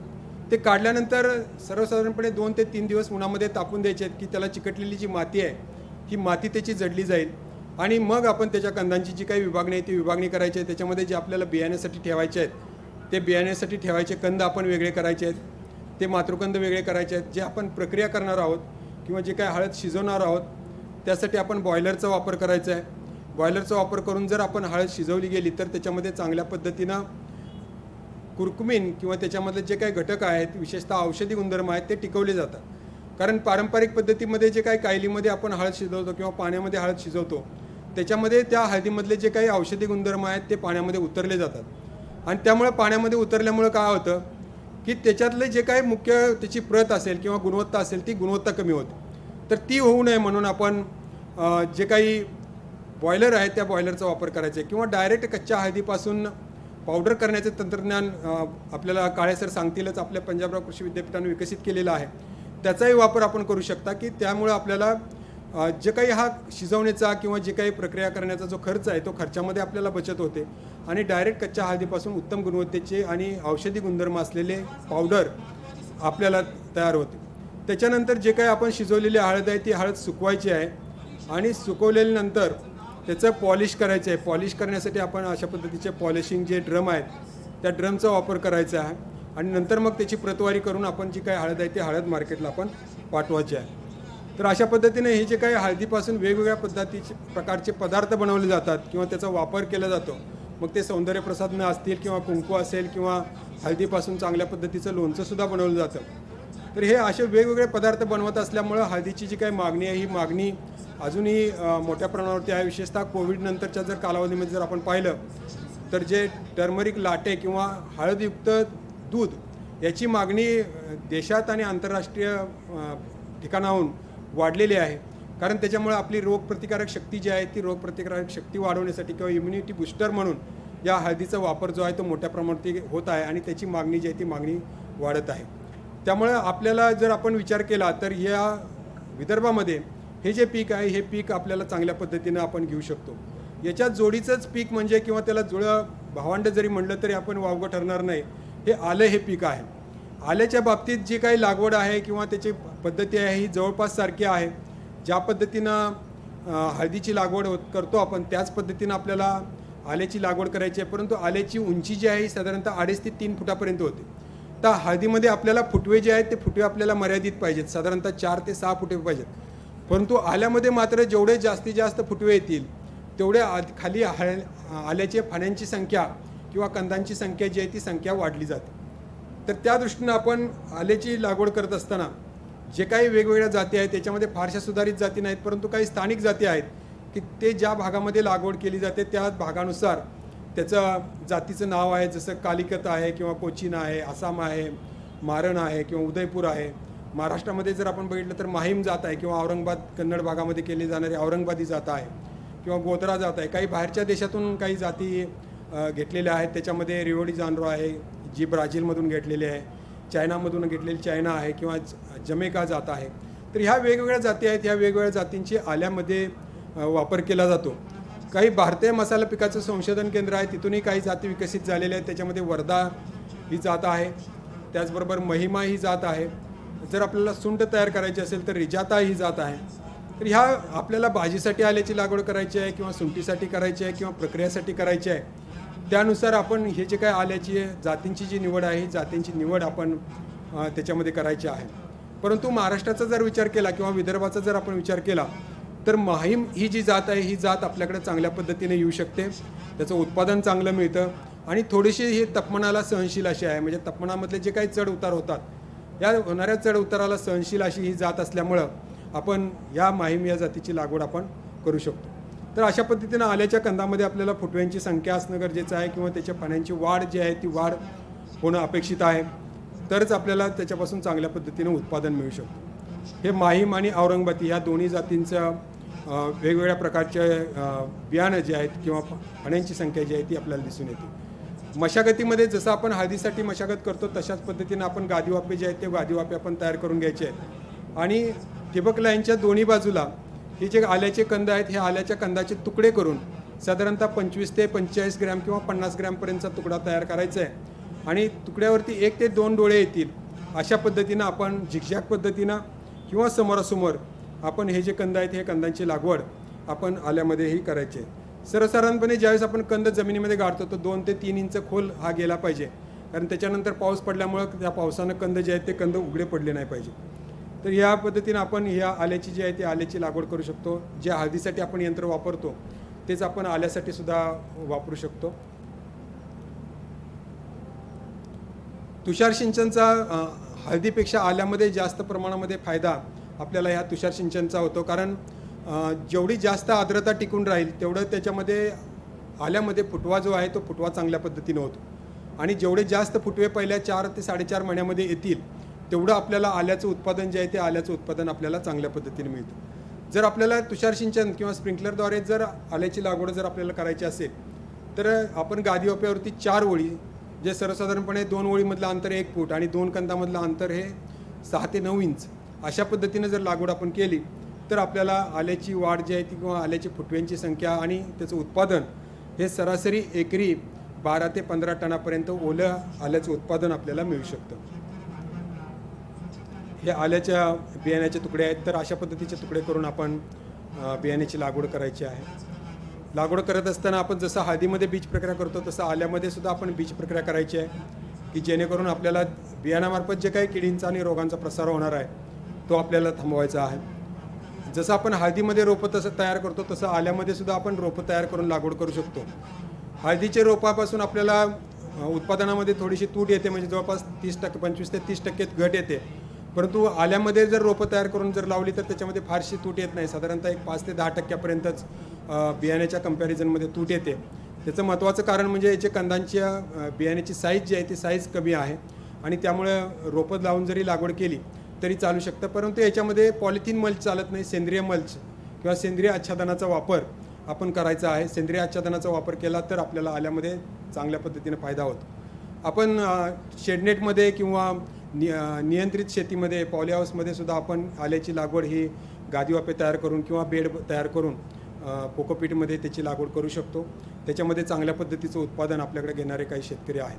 जसं आपण हळदीमध्ये तणनाशक वापरतो तशाच पद्धतीनं आपण आल्यामध्ये सुद्धा तणनाशकांचा वापर ॲट्रॅजिन आणि ग्लायफोसेट जे आहे याचा आपण करू शकतो. जसं हळदीमध्ये लोहाची कमतरता किंवा सूक्ष्म अन्नद्रव्यांची कमतरता दिसते तशी आल्यामध्ये पूर्ण पानं जे आहेत ते पानं पिवळसर दिसतात. अशावेळी आपण लोहाची जी काही चिलेटेड स्वरूपातली मात्रा आहे ती चिलेटेड स्वरूपातली लोहांची मात्रा आपण याच्यामध्ये द्यायची आहे. नंतर ठिबक सिंचनाच्या माध्यमातून आपण जी काही खतं देतो तीसुद्धा इथं आपण 30 आठवड्यामध्ये विभागून जसं हळदीला देतो त्याच पद्धतीनं आल्यालासुद्धा आपण विभागून हे लागवडीनंतर 15 दिवसांनी आपण जी खतं आहेत ती खतं आपण देणं अपेक्षित आहे. हे तुषार सिंचन पद्धत आणि आंतरमशागतीमध्ये जर आपल्याला भरणी करायची जी आहे ते आल्याला फुले येण्याच्या अगोदर किंवा त्याला हुरडे बांड असं म्हटलं जातं. तर हे हुरडे बांड येण्याच्या अगोदर आपण जर माती लावली तर त्याच्यामध्ये फाण्यांची वाढ जी आहे ती फाण्यांची वाढ आपल्याला चांगली झालेली दिसून येते. आंतरपिकामध्ये जसं आपण हळदी आंतरपीक घेतो तसं आलंही इतर पिकामध्ये आंतरपीक म्हणून घेऊ शकतो. पपई सारखं पीक आहे त्याच्यामध्ये आंतरपीक घेऊ शकतो किंवा वेलवर्गीय जर आलं जर आपल्याला जे काही आपण त्याला खोडवा म्हणतो तर खोडवा किंवा दुसऱ्या हंगामासाठी जर ठेवायचं असेल म्हणजे पहिल्या पीक जे आहे ते 9 महिन्यामध्ये काढायला तयार होतं. 9 महिन्यामध्ये दर नसतील तर आपण हे 18 महिन्यामध्ये 24 महिन्यापर्यंत ठेवू शकतो. तर अशावेळी त्याला ज्यावेळेस त्याचं पानांची जड होते किंवा पानं पूर्णतः सुकली जातात त्यावेळेस त्याला सावलीसाठी इतर पिकांचा आंतरपीक म्हणून वापर करणं गरजेचं आहे. त्याच्यामध्ये पपई आहे किंवा वेलवर्गीय पिकं आहेत जसं आपण कलिंगड आहे किंवा काकडी आहे हे सुद्धा गादीवाफेच्या एका बाजूला लावून त्याचे वेल आपण या बेडवरती पसरवून त्याला सावली जी आहे ती सावली उन्हाळ्यामध्ये करू शकतो. संजीवकांचा वापर आपण करू शकतो. त्याच्यामध्ये प्लॅनोपिक्स आहे किंवा ऑक्झिन्स आहेत ज्याच्यामध्ये NA सारखं ऑक्झिन आहे किंवा जिब्रेलिक ॲसिड आहे याचा वापर आपण किंवा इथ्रेल आहे यांचा वापर आपण फुटव्यांसाठी किंवा पिठवळे चांगले होण्यासाठी चांगली वाढ होण्यासाठी आपण या संजीवकांचा वापर आपण करू शकतो. हळदीमध्ये जे कीड रोग आहेत तेच प्रामुख्यानं आल्यामध्येही आहेत जसं कंदमाशी आहे किंवा पाने गुंडळणारी आळी आहे किंवा खोड पोखरणारी आळी आहे सूत्रकृमी आहेत. तर यांचं नियंत्रण करण्यासाठी आपण आंतरप्रवाही कीटकनाशक आणि बुरशीनाशकांचा वापर जसं हळदीमध्ये सांगितलं त्या पद्धतीने आपण करायचं आहे. आल्यामध्ये हळदीच्या कंपॅरिझनमध्ये कंदकुज जी आहे ती मोठ्या प्रमाणावरती येते. तर त्यासाठी कंदकुजीच्या नियंत्रणासाठी पाणी साठून राहिलं नाही पाहिजे आणि बीज प्रक्रिया हे दोन्ही करणं खूप गरजेचं आहे. आणि सुरुवातीपासून 1 महिन्याच्या अंतराने 4 महिन्यापर्यंत ट्रायकोड्रामाचा वापर करणं किंवा सुडोमोनास या जीवाणूंचा वापर करणं या आल्याच्या पिकासाठी महत्त्वाचं आहे. त्यामुळे हे जी काही कंदकुज आहे कंदकुजीचं नियंत्रण आपल्याला त्याच्यामध्ये आपण करू शकतो. आल्यावरती करपा येतो. करप्याच्या रोगासाठी सुद्धा आपण आंतरप्रवाही कीटकनाशक आणि स्पर्शजन्य बुरशीनाशकांचा वापर जो आहे तो वापर आपण करायचा आहे. जर आपण खोडवा ठेवला असेल किंवा ज्यावेळेस पीक 9 महिन्यापासून ते 18 महिन्यापर्यंत काढायचं असेल अशा वेळेस आपल्याला त्याचा हिरवा पाला जो आहे तो पाला कट करावा लागतो. तर त्यासाठी आपण हे ग्रास कटरचा वापर करून त्याचा पाला कापून त्याची काढणी जी आहे ती काढणी आपण करू शकतो. काढणी केल्यानंतर त्याच्या फाण्या वेगळ्या करायच्या आहेत, तुकडे करायचे आहेत आणि ते स्वच्छ धुवून मग मार्केटला पाठवायचे आहेत. जर आपण गादीवाफेवरती लागवड केली असेल तर आपण हे हळद काढणी यंत्र जे आहे तेच आलं काढणी यंत्र काढण्यासाठी सुद्धा आपण त्याचा वापर जो आहे तो वापर आपण करू शकतो. काही त्याची प्रक्रियायुक्त पदार्थ तयार केले जातात जसं सुंठ आहे किंवा आल्याची पेस्ट आहे, आल्याची पावडर आहे. तर हे सर्व वेगवेगळ्या प्रकारचे मूल्यवर्धित पदार्थ आपण या आल्यापासून जे आहे ते आल्यापासून आपण करू शकतो. तशी हे दोन्ही पिकं जी आहेत ही दोन्ही पिकं जुळी भावंड म्हणलं तर त्याचे काही अवघड ठरणार नाही किंवा तर त्याचा वापर किंवा जे काही लागवड आहे ही लागवड त्याची योग्य माहिती घेऊन किंवा जे काही मी सांगितलं त्या पद्धतीने जर केली तर नक्कीच त्याचा तुम्हाला चांगलं उत्पादन मिळेल, चांगला परतावा मिळेल. ॲग्रोव्हिजननी मला इथं बोलवलं त्याबद्दल मी त्यांचे धन्यवाद मानतो. आपल्याला या पिकाच्या बाबतीत कधीही काही शंका असल्या तरी आपण मला माझे फोन नंबर आहे त्याच्यावरती संपर्क साधू शकता. धन्यवाद. आणि ते वाढत असल्यामुळं त्याचं उत्पादनसुद्धा वाढत आहे. आता हा जो बदल झालेला आहे हा मागील 15 वर्षामध्ये हा बदल दिसून आलेला आहे. तर हा बदल सकारात्मक आहे. पण हा आतापर्यंत हा अनऑर्गनाइज होता, असंघटित होता. त्याला संघटित करून त्याला शेतकऱ्यांच्या फायद्यासाठी आपल्याला याचा उपयोग कसा करून घेता येईल यासाठी मागील 2-3 वर्षामध्ये ज्या काही चांगल्या घडामोडी घडल्या त्यामध्ये मुख्यतः महाराष्ट्रामध्ये हिंगोलीचे जे खासदार आहेत, विद्यमान खासदार हेमंत पाटील साहेब, त्यांच्या पुढाकाराने एक संशोधन आणि प्रशिक्षण केंद्र हळदीवर हे वसमत जिल्हा हिंगोली येथे स्थापन झालेलं आहे. मागील 1.5 वर्षापासून त्याचं कामकाज सुरू झालेलं आहे आणि ते कामकाज सुरू झालं आणि त्याचा निश्चितपणे सकारात्मक परिणाम हा आपल्या पुढील महाराष्ट्रातील हळद उत्पादक शेतकऱ्यांना मिळेल याबद्दल मला शंका नाही. तर याबद्दल एक थोडंसं फक्त ह्या केंद्राचं कार्य काय आहे आणि कशा पद्धतीने ते कार्य पुढील भविष्यात करणार आहे आणि त्याचे फायदे शेतकऱ्यांना कसे होतील एक थोडंसं पाहू. हे वसमत येथील नियोजित संशोधन आणि प्रशिक्षण केंद्र माननीय बाळासाहेबचे पूर्व विदर्भ, तो चंद्रपूर आणि वर्धा या भागातला आपल्या विदर्भातला बेल्ट आहे. आणि आता नवीन उदयास आलेला हिंगोली आणि मराठवाडा ह्या भागामध्ये एक आणखी हळदीचा बेल्ट आहे. आज याची जर विदर्भाची जर आपला विचार केला तर विदर्भात हळद लागवड मुख्यतः चंद्रपूर, वर्धा आणि आणखी शेजारील 4-5 जिल्हे यामध्ये जवळजवळ मागच्या 100 ते 150 वर्षापर्यंत हळद लागवड होते. आणि ती हळद एका नावानं ओळखल्या जाते. ते एका गावाचं नाव वायगाव, आपल्या वर्धा जिल्ह्यामध्ये त्याला हळद्या वायगावसुद्धा म्हटलं जातं. आणि आज हे तरी शेतकरी इतक्या दिवसापासून त्याचं उत्पादन घेत होते, परंतु शेतकरी असतील त्यांना इथे अनुभव आलेला असेल की याचं ते विक्री कशी होते, मार्केटिंग कसं होते. विक्री आणि मार्केटिंग हा इतका अनऑर्गनाइज आहे, इतका संघटित आहे की याचा सगळ्यात मोठा दुष्परिणाम किंवा फटका हा शेतकऱ्यांना बसतो. इथे शेतकरी काय करतात, हे वायगाव उत्पादक शेतकरी हळद उत्पादन झालं की ते नागपूरला घेऊन येतात. नागपूरला घेऊन आले की ते तिथे ते व्यापाऱ्याकडे ते ठेवतात आणि व्यापारी सांगतो की मी तुम्हाला 7 दिवसाने फोन करेल. 7 ते 8 दिवसाने फोन येतो म्हणजे त्याच्यासमोर तो काटाही होत नाही, वजन किती भरतं तेही होत नाही आणि त्याच्यासमोर भावही त्याला सांगितल्या जात नाहीत. आणि नंतर 5-6 दिवसाने किंवा 8-10 दिवसाने त्याला फोन जातो की तुझा इतका हळदी भरलेली आहे आणि हा दर आहे. जर ह्या पद्धतीचं जर मार्केटिंग असेल, या पद्धतीचं तर शेतकऱ्यांना याचा कुठेही फायदा दिसून येत नाही.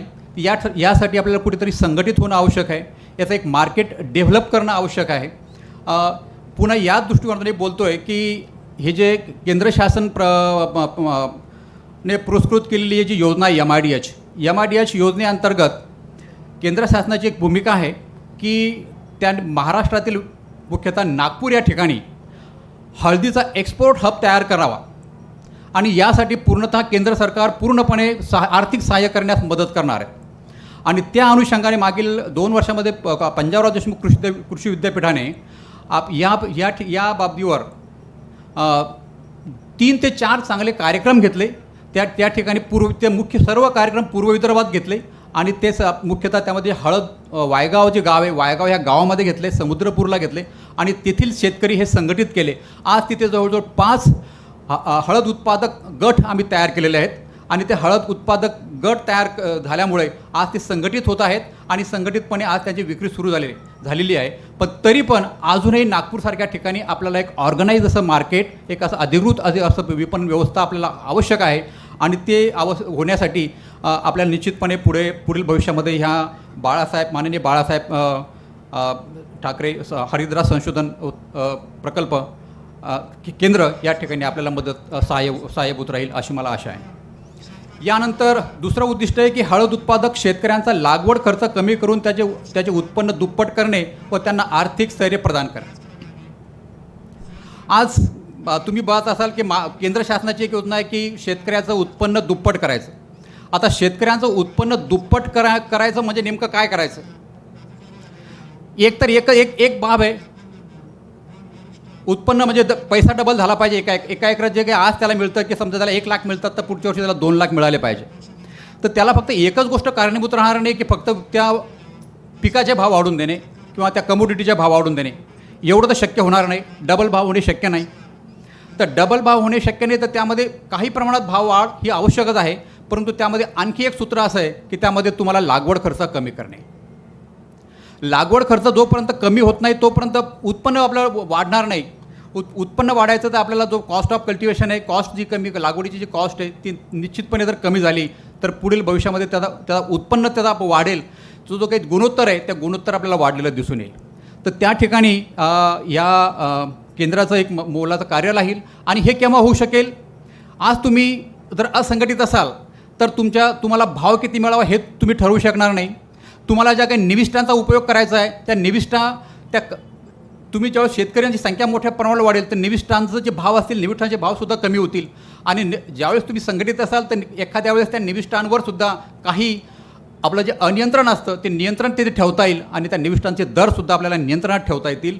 आणि त्या ठिकाणी शेतकऱ्यांना कमी दरात निविष्ठा जर मिळाल्या तर आपला उत्पादन खर्च हा कमी होऊन आपल्याला उत्पन्न दुप्पट व वाढवण्याच्या दृष्टीने आपला फायदा होईल. तर निश्चितपणे हा एक आपलं या ठिकाणी चांगलं असं उद्दिष्ट आहे. त्यानंतरचं जे तिसरं उद्दिष्ट आहे हळद लागवडीच्या आदर्श पद्धती तयार करणे. आत्ताच कदम साहेबांनी चांगल्या पद्धती सांगितलेल्या आहेत. अजूनही त्यामध्ये संशोधन सुरू आहे.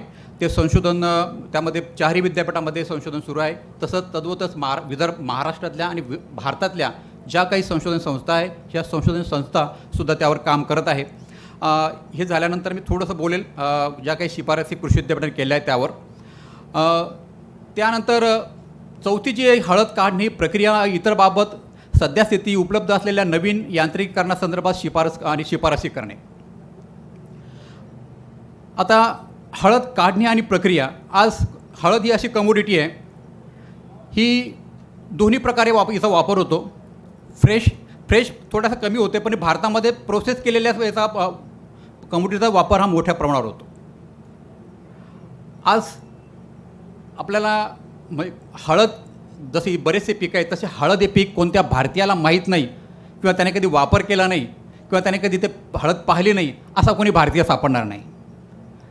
हाय असा कोणी भारतीय शक्यच नाही. कारण प्रत्येकाच्या जीवनात दररोज ही हळद असते आणि ही फक्त त्याच्या खाण्यातच नाही तर हळद ही आपल्या संस्कृतीशी तिची अशी नाळ जुळलेली आहे की ते आपलं एखादं मंगल कार्य असो, एखादं छोटे मोठे कार्यक्रम असो, एखादं शुभ कार्य असो, इव्हन काही ठिकाणी दुःख कार्य असो किंवा रोग आणि एखाद्या काही व्याधी आणि उपचार असो, ह्या प्रत्येक ठिकाणी हळद ही जुळलेली आहे. तर हे सगळ्या गोष्टी केव्हा संभव आहेत? ह्या सगळ्या गोष्टी बऱ्याचशा आपल्याला त्यामुळे प्रक्रिया करणं ह्या त्यासाठी आवश्यक आहे.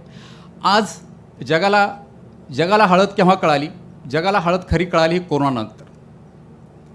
आणि आपल्याला माहिती आहे, पण आपल्याला माहिती होतं पण आपण त्याचा वापर नाही केला.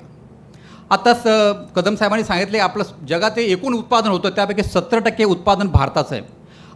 आजही लीडर आहोत परंतु आज आपल्याला त्याचा फायदा करून घेता येत नाही.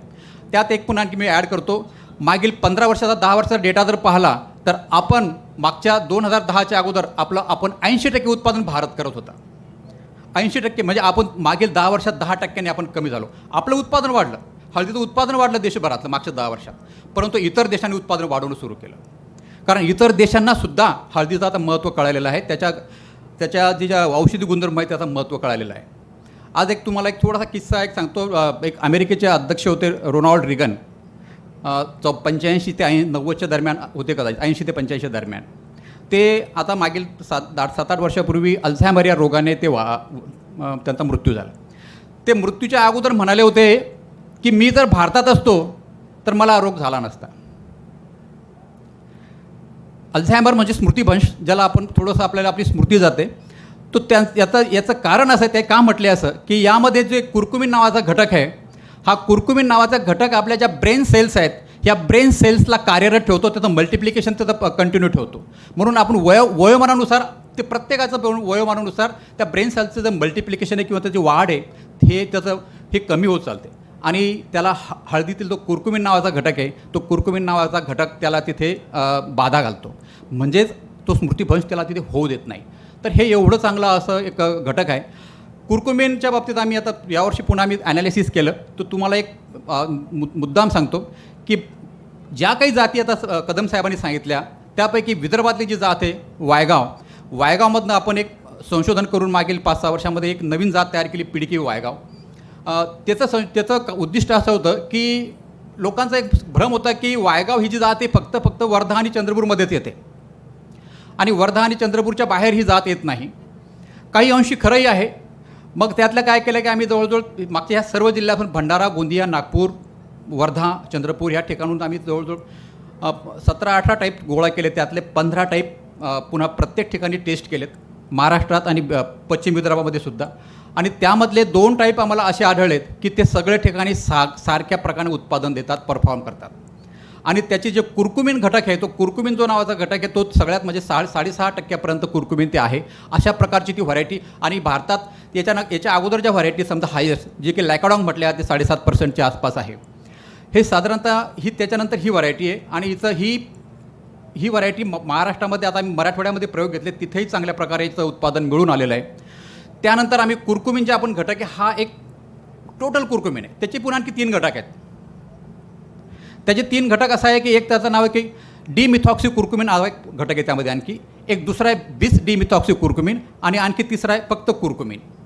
आता यातला जो डिमिथॉक्सी कुर्कुमिन आहे, डिमिथॉक्सी कुर्कुमिन हा एका गोष्टीसाठी फार आवश्यक आहे आणि ते म्हणजे कॅन्सरच्या ज्या सेल्स अतिवृद्धी होते त्याला प्रतिबंध करणारा हा घटक आहे. आणि हा डिमिथॉक्सी कुर्कुमिनचं जे प्रमाण आहे ह्या आपल्या कुर्कुमिनमध्ये सगळ्यात जास्त आहे जगातल्या सगळ्या व्हरायटीपेक्षा, आणि हे 2.3%.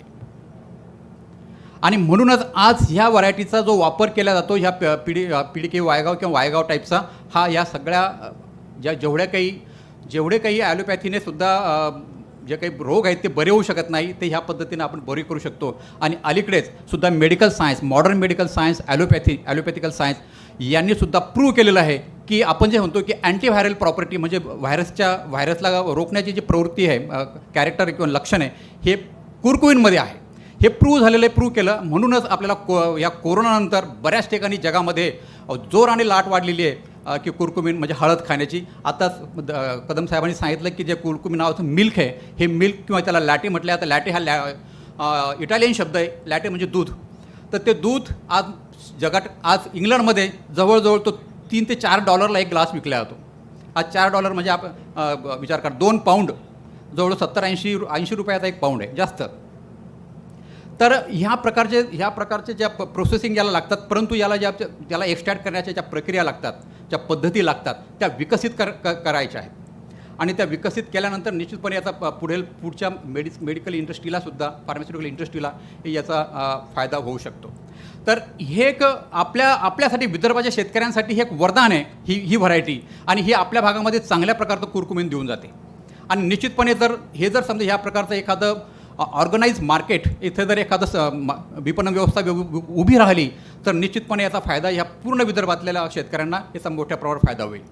आणि ते होणं काळाची गरज आहे. आणि कर्मधर्म संयोगानं आपल्या इथे एक्सपोर्ट हब करण्यासाठी ऑलरेडी एक चांगलं एअरपोर्ट आहे, कार्गोसुद्धा एअरपोर्ट आहे, त्या सगळं इथे उपलब्ध आहे. त्याच्यामुळे फक्त त्याचा आपल्याला उपयोग करून घ्यायचा आहे. आणि त्या पद्धतीचं जर ते एखादा एक्सपोर्ट हब उभा राहिला तर इथला शेतकरी, इथलाच नाही तर मराठवाड्यातला सुद्धा, पश्चिम महाराष्ट्रातला सुद्धा, जळगाव, खान्देश या एरियातले सुद्धा शेतकऱ्यांना याचा मोठ्या प्रमाणावर फायदा होणार आहे. इव्हन तेच नाही तर बाजूच्या रायपूर आणि आंध्र प्रदेशच्या शेतकऱ्यांना सुद्धा त्याचा मोठ्या प्रमाणावर फायदा होणार आहे. तर ह्या पद्धतीचं त्याला पुढे प्रक्रिया ज्या काही पद्धती आहे विकसित झाल्या तर निश्चितपणे हळदीमध्ये मोठ्या प्रमाणावरची क्रांती पुढे शक्य आहे. त्यानंतर दुसरा 5वा जो मुद्दा आहे की हळद पॅकेजिंग, विपणन, ब्रँडिंग, निर्यात याकरता बाजार साखळी व विकसित करणे. आज सगळ्यात मोठे मार्केटिंगची जी म्हणजे काय क्रांती घडून आणण्याच्या ज्या गोष्टी आहेत, बाबी आहेत, त्या ह्या आहेत. आज तुमचं कोणतंही प्रॉडक्ट 2 प्रकारे जर तुमच्याजवळ आलं, विदाऊट ब्रँडेड, विदाऊट पॅकेजिंग किंवा विदाऊट एनी लोगो, तर आपण थोडंसं त्याला बाजूला ठेवतो आणि तेच तुम्ही तुमचाच प्रॉडक्ट तुम्ही एखाद्या विशिष्ट पद्धतीने त्याला पॅकिंग केलं, विशिष्ट पद्धतीने त्याच्या ते सगळ्या ज्या बाबी त्यावर टाकल्या, यामध्ये घटक कोणता आहे, त्यामध्ये त्याची उपयुक्तता किती आहे, यामध्ये कुरकुमीन किती आहे, हे उत्पादन कधी झालं, इथून किती दिवस टिकणार आहे आणि याचा आणखी काय एखादा फायदा आहे, ह्या गोष्टी जर त्या पॅकेटवर आल्यानंतर त्या निश्चितपणे तुम्हाला पुढे त्याची मूल्यवृद्धी होऊन जाते. प्रॉडक्ट तोच आहे, फक्त आपल्याला विकण्याची शैली आपण तिथे विकण्याची शैली बदलतोय आणि आज तेच मार्केटिंग आहे. आज आपण इथं जो एवढं एक्झिबिशन आहे, एक्झिबिशनमध्ये तुम्ही बऱ्याच व्हरायटीचे स्टॉल लागलेले आहेत, व्हेजिटेबलचे आहेत, तुमच्या ॲग्रॉनॉमिकल क्रॉपचे आहेत, पण आजही तुम्ही थोड्या काही ना काही ज्यावेळेस तुम्ही स्टॉल पाहतात तर एखाद्या व्हरायटीकडे तुम्ही अट्रॅक्ट होतात. तर अट्रॅक्ट होण्याचं कारण काय, की तुम्हाला दिसलेलं त्या ठिकाणचं मार्केटिंगचे सिस्टम, मार्केटिंगमध्ये त्यामुळे विशिष्ट पॅकेजिंग आहे, त्या विशिष्ट पद्धतीने तुम्हाला ते एक्सप्लेन करणारे लोक तिथे बसलेले आहेत, त्या विपणन पद्धती त्यांच्याजवळ आहेत. आज एखादा तिथला मार्केट पर्सन तुमच्यासमोर तुम्हाला एक्सप्लेन करताना व्यवस्थितपणे सांगितल्यानंतर तुम्हाला कुठेतरी वाटतं की नाही हे काहीतरी घ्यावं म्हणून. तर ह्या पद्धतीचा ब्रँडिंग आपल्याला या वायगाव म्हणजे इव्हन हळदीमध्ये सगळ्यामध्ये जर पुढे विकसित झालं तर निश्चितपणे ह्या विदर्भातल्या किंवा मराठवाड्यातल्या आणि पूर्ण महाराष्ट्रातल्या शेतकऱ्यांना याचा निश्चितपणे पुढे फायदा होणार आहे. आणि आपल्याजवळ तशा प्रकारचं वर्ल्ड रिनोन क्वालिटीची हळद आपल्याजवळ आहे आणि ती आज मोठ्या प्रमाणावर इथे होते. आजही या हळदीला जे काही मी हे जे अगोदर मार्केटिंगचा किस्सा सांगितला, याचा वापर फक्त कशासाठी, त्यांचा शेतकऱ्यांना फक्त न सांगता याचा लुबाडून स्वतःचा फायदा करण्यासाठी होतो आहे. कारण काय होतं आहे की आज जागतिक लेव्हलवर जर तुम्हाला हळद विक्री करायची, हळद पाठवायची, एक्सपोर्ट करायची, एक मापदंड आहे किंवा क्वालिटीच्या पॅरामीटरमध्ये एक मापदंड असा आहे की त्यामध्ये 5% कुरकुमीन असलं पाहिजे. 5% कुरकुमीन असलं पाहिजे हा मापदंड आहे. तो सर्वचा पूर्णतः कधी कोणाचा पूर्ण होत नाही. आणि मोठ्या प्रमाणावर महाराष्ट्रात सरांनी सांगितलं की महाराष्ट्रामध्ये जवळ अजूनही एक व्हरायटी डॉमिनंट आहे, ती आहे सेलम. आणि सेलमचं एक वैशिष्ट्य आहे, तिथं चांगलं वैशिष्ट्य एक आहे की ती व्हरायटी सगळ्या ठिकाणी महाराष्ट्रातल्या सगळ्या प्रकारच्या हवामानामध्ये तग धरून देते आणि उत्पादन चांगलं देते. आणि विशेष म्हणजे पुन्हा आपल्या उत्तर महाराष्ट्रामध्ये जे काही थंडीचं फटकन थंडी पडते, साधारणतः ऑक्टोबर महिन्याच्या 15 तारखेनंतर आपलं टेम्परेचर 18 डिग्री सेल्सिअसच्या खाली येऊन जातं. आणि 18 डिग्री सेल्सिअसच्या खाली आल्यानंतर आपल्याकडचं हळद तिची वाढ एकदम थांबते. एकदम थांबल्यानंतर एखाद्या वेळेस तुम्हाला त्याच्यावर तो करपात आहेच, पुन्हा त्यानंतर फिजिओलॉजिकल ड्रॉट जो असतो म्हणजे एकदम हळद वाढल्यासारखे अनुभव तुम्हाला येतात, कारण रात्रीचं टेम्परेचर अचानक खाली आलं. त्या ठिकाणी या सेलमवर ते प्रकार दिसून येत नाहीत. सेलमवर म्हणून ही सेलम अजूनही शेतकऱ्यांची पसंती आहे, मानतोय. परंतु त्यामध्ये प्रॉब्लेम असा आहे की उत्पादन चांगलं आहे, परंतु जो कुरकुमीन नावाचा घटक आहे याच्यामध्ये तो 3.5-4% वर गेलेला आणि काही ठिकाणी तो 2 ते 2.5% आहे. मग आता हे जे उत्पादित झालेली सेलम नावाची हळद आहे, मग हिला जर बाहेर पाठवायचं आहे तर मग काय पद्धत की तुमच्यासारख्या शेतकऱ्याकडून ज्यांना तुमच्यासमोर भाव ठरत नाही, काटा होत नाही, अशाकडून ती विकत घेतल्या जाते आणि त्यामध्ये कुठेतरी ती मिक्सिंग केल्या जाते आणि मिक्सिंग करून ती नंतर ती हळद मग बाहेर पाठवल्या जाते. तर ह्या पद्धतीचा वापर आपल्या वायगावचा होतो आहे. तो ते थांबवण्यासाठी ह्या पद्धतीचं जे ऑर्गनाईज सेक्टर बनवणे आहे, ऑर्गनाईज मार्केटिंग आपल्याला तयार करणे हे अत्यंत महत्त्वाचं आहे. तर हे आपल्याजवळ ॲक्च्युली सोनं आहे विदर्भाजवळ, पण आज आपल्याला त्याची जाण नाही किंवा आपण त्याचा उपयोग करून घेत नाही. त्याच्यानंतर आहे की एक सावं की वेगवेगळ्या योजना संगम करून शेतकऱ्यांना लाभ मिळवून देणे. महाराष्ट्र आणि महाराष्ट्र गव्हर्नमेंट, महाराष्ट्र सरकार, भारत सरकार यांच्या ज्या विविध योजना आहेत, विविध हे महाराष्ट्रामध्ये विविध आहे की सेंट्रलचे जे MIDHच्या अंतर्गत विविध योजना आहेत, या सगळ्या योजना या ठिकाणी आपल्याला हळदीच्या विविध बाबींसाठी आज अनुदान देण्यासाठी तयार आहेत. राईट फ्रॉम उत्पादन करणे, त्याचा प्रसार करणे, संशोधन करणे, त्यानंतर त्याचं मार्केटिंग किंवा विपणन व्यवस्था निर्माण करणे, ह्या सगळ्यासाठी आज बऱ्याचशा स्कीम्स आहेत. त्या बऱ्याचशा स्कीम्स आज शेतकऱ्यापर्यंत पोहोचत नाही किंवा पोहोचवल्या जात नाही किंवा पोहोचल्या तरी त्या काही तोडक्या शेतकऱ्यांपर्यंत जातात. ह्या जर एकत्रितपणे सगळ्या शेतकऱ्यांना याची जर माहिती झाली तर निश्चितपणे या सगळ्या बाबींचा शेतकऱ्यांना कुठेतरी फायदा होईल. तर आता हा फायदा करून घेण्यासाठी आपल्याला ही जी संस्था आहे, ही संस्था पुढे वेळोवेळी प्रशिक्षण घेत राहील, वेळोवेळी त्या प्रशिक्षणाच्या माध्यमातून या सर्व योजनांचा प्रसार करत राहील आणि तो प्रसार झाल्यास शेतकऱ्यांना त्या योजनांचा लाभ घेता येईल. त्यानंतर शेवटचं उद्दिष्ट आहे की हळद लागवड ते विपणनाच्या अनुषंगाने शेतकरी, प्रक्रियादार, निर्यातदार यांना येत असलेल्या समस्यांची सोडवणूक करणे. निश्चितपणे ह्या प्रत्येक गोष्टीमध्ये अडचणी सुरुवातीपासून प्रत्येक ज्यावेळेस आपल्याला त्या एखाद्या कमोडिटी उत्पादन करून लोकांपर्यंत न्यायची आहे, एखाद्या सिस्टमॅटिक पद्धतीने, तर त्या ठिकाणी या अडचणी येतात. मग त्या अडचणी कोणकोणत्या असू शकतात? तर उत्पादनाच्या वेळेच्या अडचणी, उत्पादनाच्या वेळेच्या ज्या काही आता नवीन तंत्रज्ञान विकसित झालेलं आहे, करावं लागणार आहे, कशासाठी करावं लागणार आहे, कोणकोणत्या बाबी त्यामध्ये आणखी आवश्यक आहेत. आज बऱ्याचशा गोष्टी अशा आहे की आता वाण जे आहेत, पूर्वी वाण कसे होते की भारतामध्ये वाण जे होते हळदीमध्ये हे त्यांच्या गावाच्या नावानं ओळखले जायचे. आता त्यांनी आता एक राजापुरी, सेलम ही तामिळनाडूमध्ये एक सेलम नावाचं गाव आहे, तिथून आलेली आहे. त्याच्यानंतर वायगाव हे आपल्याजवळ गाव आहे. कारण हे टेकूरपेटा हे सुद्धा आंध्र प्रदेशमध्ये एक गाव आहे. तिकडे आसाममध्ये लॅकाडॉंग ते एक गाव आहे. तर ह्या ठिकाणचे जे गावांच्या नावावरून हळद ओळखल्या जायच्या त्याच्यामध्ये संशोधन झालेलं नव्हतं, पण आज वाणांमध्ये पण संशोधन होत आहेत. आणि ते संशोधन, ते वाण आपल्याला कशा पद्धतीने निर्माण करायचे आहेत, क्वालिटीचे पॅरामीटर, त्यामध्ये कुरकुमीन किती असावं, तो एक महत्त्वाचा भाग राहील. त्यामुळे रोग प्रतिबंधक आहे का, रोगांना प्रतिबंधक असेल तर तसल्या प्रकारचे वाण विकसित करायचे. पुन्हा त्याचं ड्युरेशन, आज हळद हे 9 महिन्याचं पीक आहे. जो नवीन शेतकरी एकदम ते हळद पीक घ्यायला धजावत नाही, धजावतो का? कारण तो कालावधी पाहतो 9 महिन्याचा. हा जो 9 महिन्याचा कालावधी आहे तो नको बा. आणि त्याच्यानंतरही त्याचं स्टोरेज आणि प्रोसेसिंग हे पुन्हा आणखी वाढतं. तर मग आपल्याला अशा काही व्हरायटी आणता येईल का? तर आज पूर्वी जे म्हणत होतं की आपली जी वायगाव ही 7.5 महिन्याची होती, बरोबर 7.5 महिन्याची. आता त्यातून जो आपण हा वाण विद्यापीठाने विकसित केलेला आहे, PDK वायगा म्हणून, हा बराबर 180 दिवसात मॅच्युअर होतो. एक्झॅक्ट 180 दिवसात. म्हणजे तुम्ही जर तो जून महिन्यात लावला तर डिसेंबर एंडिंग जानेवारी फर्स्ट वीकला तो वाळतो. जानेवारीच्या 15 तारखेपर्यंत आपली काढणी सुरू होते. आज जे आम्ही जे 4-5 गट स्थापन केलेले आहे वर्धा जिल्ह्यामध्ये, चंद्रपूर जिल्ह्यामध्ये, सगळ्यांना तो वाण गेलेला आहे. आणि त्यांची 15 जानेवारीच्या आसपास त्यांची काढणी सुरू होते. साधारणतः आपल्याकडे जूनमध्ये आपली लागवड सुरू होते. कारण आत्ताच कदम साहेबांनी सांगितलं की आपण पश्चिम महाराष्ट्रासारखं एप्रिल महिन्यापासून आपण लागवड करू शकत नाही. कारण मे महिना आपला 46-47 डिग्री सेल्सिअस असतो, त्यावेळेस पाण्याचा प्रादुर्भाव असतो. आणि त्या पाण्याचा प्रादुर्भाव असल्यामुळे एखाद्या वेळेस पाणी असलं तरी जो काही कोंब एखादा बाहेर येतो तर त्याची करपण्याची शक्यता असते. म्हणून बेटर वे की तुम्ही आपलं थोडंसं वातावरण ढगाळ झालं जूनच्या पहिल्या आठवड्यापासून, किंवा 25 जूनला लागवड केली, 25 जून ते त्याला पुढे साधारणतः पुढच्या 15-20 दिवसामध्ये वातावरण ढगाळ होण्याचे चान्सेस असतात. आणि ते चान्सेस असल्यामुळे तोपर्यंत हळद निघायलासुद्धा 15 ते 20 दिवस लागतात. तो कोंब बाहेर येण्याची वेळ आणि वातावरण ढगाळ येण्याची वेळ ही साधारणतः एक असते. म्हणून आपण 25 मेपासून आपण ती लागवड करा असं म्हणतो. परंतु आपण पुढे एक आढळलं आहे की 15 जुलैच्या पुढे याची लागवड अजिबात करू नका. समजा 15 जुलै जर उलटले असतील तर हळदीचं उत्पादन जोराने घडतं आपल्या भागामध्ये. 15 जुलैच्या पुढे जाऊ नका. साधारण खूप झालं तर 5 ते 10 जुलै बेस्ट आहे. त्याच्यापुढे 15 जुलै आम्ही डेडलाईन दिली, परंतु शक्यतो फर्स्ट वीक ऑफ जुलै आणि जून पूर्ण आणि 25 मेपासून याची लागवड आपल्या भागामध्ये करणं योग्य राहील.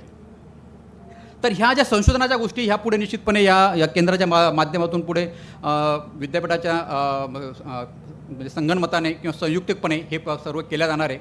तर हे होतं वाणांविषयी. पुन्हा दुसरी एक महत्त्वाची गोष्ट आहे की आज जे रोग सांगितले आहे सरांनी, त्यामध्ये करपा हे 2 प्रकारचे आहेत.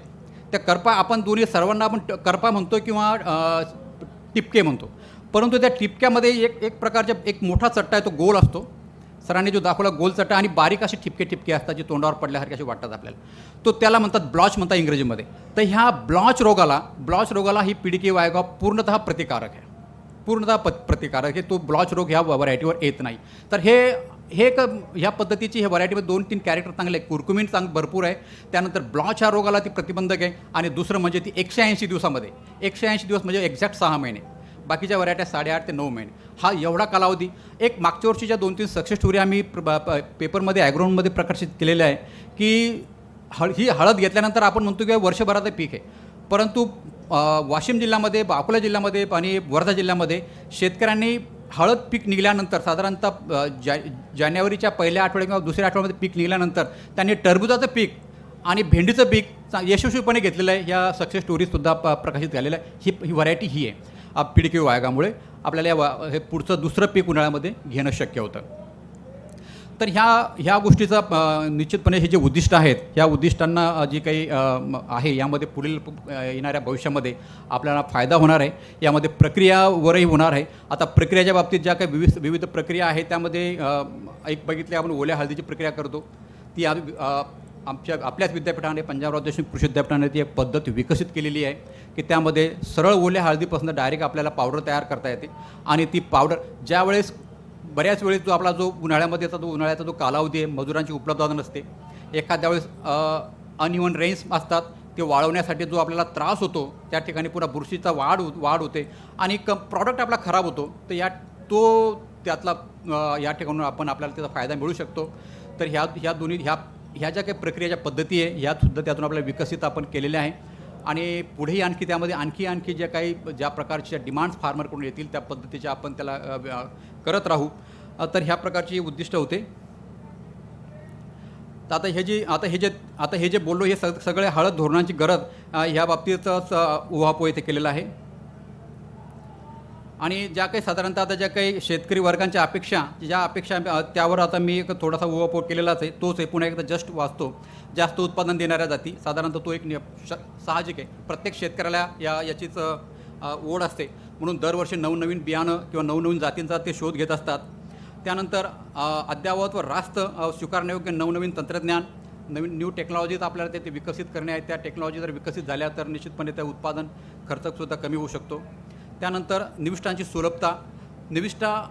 निविष्ठा ही एक अत्यंत महत्त्वाची गोष्ट आहे. याला मी 2 बाबी महत्त्वाच्या आहे. यामध्ये की ती सुलभ असावी, म्हणजे साधी सरळ असावी आणि पाहिजे तेव्हा ती शेतकऱ्याला उपलब्ध झाली पाहिजे, तरच त्या निविष्ठाचा उपयोग. तर निविष्ठा किती चांगली आहे, किती चांगलं तंत्रज्ञान असेल, पण ती जर उपलब्ध होत नाही शेतकऱ्यांना तर निविष्ठाचा उपयोग तिथे काही होऊ शकत नाही. त्यानंतर यामध्ये नवीन ज्या सिंचनाच्या ज्या नवीन टेक्निक्स आहेत, तंत्र आहे, याचासुद्धा वापर करणे आणि तो वापर करताना त्यामध्ये आणखी जर काही त्रुटी होत असतील तर त्या त्रुटींचा तिथे कमी करणे हा एक भाग राहील. त्यानंतर रासायनिक खते आणि कीटकनाशके हे निविष्ठा खूप मोठे आहेत. आज रासायनिक खते आणि कीटकनाशके यावर एक थोडंसं सांगतो की MIDH अंतर्गत आणखी एक प्रोग्राम राबवला जातो आहे आणि तो म्हणजे ऑर्गॅनिक टर्मरिक प्रोडक्शन, सेंद्रिय हळदीचं उत्पादन.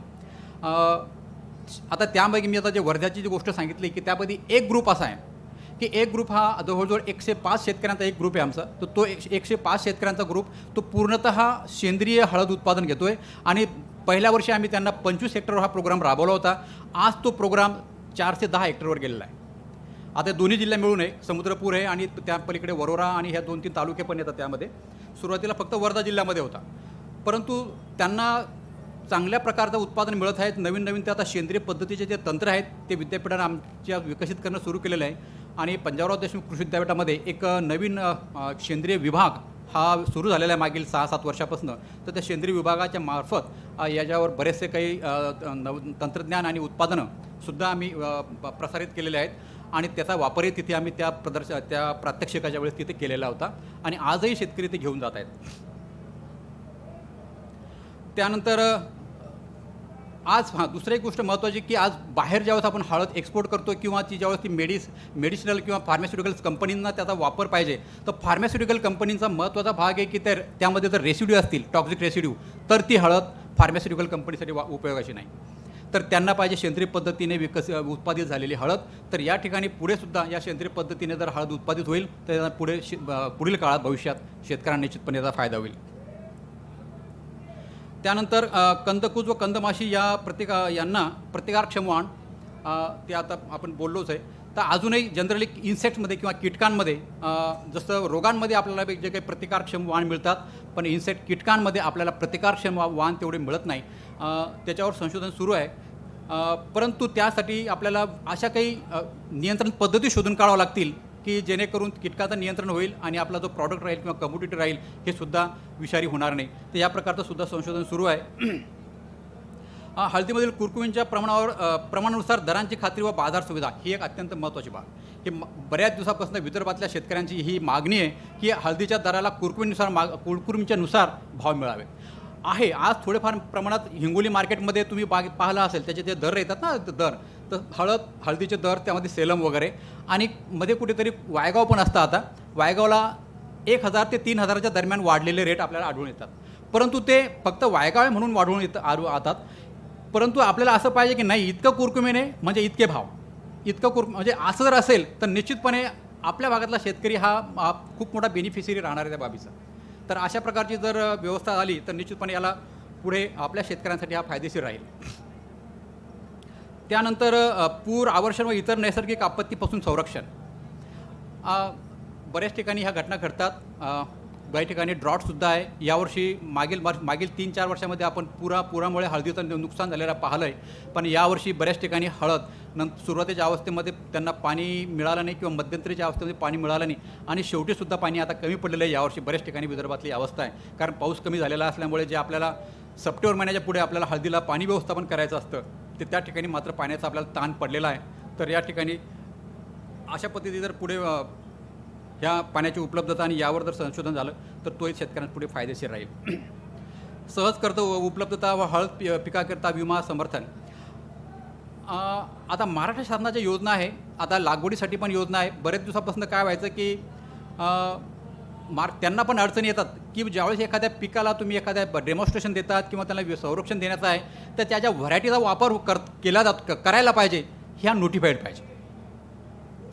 तर नोटिफाईड हळदीमध्ये बरेच वेळेस नोटिफाईड व्हरायटी होत्या, पण त्या नोटिफाईड व्हरायटी आपण वापरत नव्हतो. तर मग तोही यामागचा एक आपला उद्देश होता की आपल्या भागामध्ये वायगाव ही मोठ्या प्रमाणावर पिकवल्या जाते, परंतु ती नोटिफाईड नव्हती, ती आता झालेली आहे. आपण ती विद्यापीठानं ती प्रसारित केलेली आहे. तर तो अशा प्रकारच्या जर का घटना घडतात तर या ठिकाणी आपल्या शेतकऱ्यांना अगोदर नोटिफाईड व्हरायटीचा वापर करावा लागतो ह्या कर्ज आणि ह्या गोष्टी मिळण्यासाठी किंवा एखाद्या योजनेचा लाभ घेण्यासाठी. पुढे आहे जमीन धारण क्षमता विचारात घेऊन छोट्या छोट्या शेतकऱ्यांसाठी यांत्रिकीकरणाच्या सुविधा. आज प्रत्येक वेळेस आपण बघतोय की आज मागच्या 10 वर्षामध्ये हा बदल आपल्याला हळूहळू दिसून येतोय. आज 10 वर्षापूर्वी जर पाहिलं तर छोटे छोटे जे अवजारं होते एका ट्रॅक्टरशिवाय दुसरे दिसत नव्हते. आजच्या प्रदर्शनामध्ये सुद्धा आपल्याला प्रकर्षानं जाणवतं की छोटे छोटे अवजारांची संख्या ही मोठ्या प्रमाणात दिसत आहे, कारण आपलं होल्डिंग्स आपलं कमी होत चाललेलं आहे.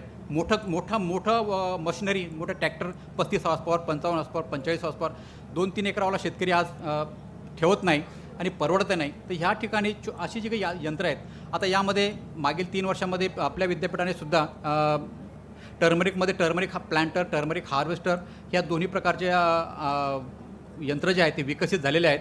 आणि अजूनही त्याच्यामध्ये काही थोड्याशा त्रुटी होत्या, तर पुन्हा त्यांनी ते सुधारणा करून ते यंत्र पुन्हा सुधारित रूपात पुढील 1-2 वर्षामध्ये ते पुन्हा बाहेर पडतील आमच्या अभियांत्रिकी विभागामार्फत. त्यानंतर बाजाराभिमुख पीक योजना व उद्योजकता विकास. निश्चितपणे जे पिकेल ते विकेल हा जो एक मागचा कॉन्सेप्ट आपल्या गव्हर्नमेंटचा होता मागे, तर त्या निश्चितपणे त्या धोरणातही ते अवलंब करणे हे महत्त्वाचं राहील. त्यानंतर विविध योजनाचा एक खिडकी तत्वावर लाभ. आता एक खिडकी तत्व आज कृषी विभागाचा एक खिडकी योजना मागील 20 वर्षापासून सुरू झालेली आहे. तर ठीक आहे, एकत्रीकरण झालेलं आहे. तर एकत्रीकरण असल्यानंतर काही ठिकाणी त्याचे लाभही होतात. त्यानंतर हळद पिकाचा किमान आधारभूत किंमत व अंतर्गत समावेश करणे. आज ही पूर्ण पिकांची आपण जे स्वामीनाथन आयोग हा जो आहे लागलेला आहे, त्या स्वामीनाथन आयोगामध्ये बरेच पिकांचा दिलेला आहे, त्यामध्ये सगळे पिकांमध्ये अंतर्भाव आहे. परंतु प्रत्येक गव्हर्नमेंटने काही प्रत्येक पिकं या योजनेअंतर्गत ठेवले नाही. जी काही महत्त्वाची पिकं आहे किंवा जी काही मोठ्या प्रमाणात उत्पादन, मोठ्या प्रमाणात लागणारी आवश्यकता असणारी पिकं आहे, यांचाच फक्त समावेश या किमान आधारभूत किमतीच्या याच्यामध्ये यादीमध्ये केलेला आहे. तर यापुढे हळदीचाही ज्या ठिकाणी होईल तर निश्चितपणे त्याचा फायदा शेतकऱ्यांना होईल आणि त्या ज्या काही माल प्रॅक्टिसेस आहेत, काळा बाजार आहेत, हा सुद्धा या ठिकाणी थांबण्यास आपल्याला मदत होईल. हे थोडेसे हळद उद्योजक यामध्ये काय काय गोष्टी असतात त्या दिलेल्या आहेत. त्यामुळे ग्राहकाचे काय हे असतील त्यांच्या अपेक्षा आहेत त्यासुद्धा दिलेल्या आहेत. त्यानंतर कृषी विभागाबद्दल जास्त चर्चा करणार नाही. कृषी विभागाच्या बऱ्याचशा बाबी आहेत, त्या बरेचशा योजना आहेत त्या राबवत आहेत.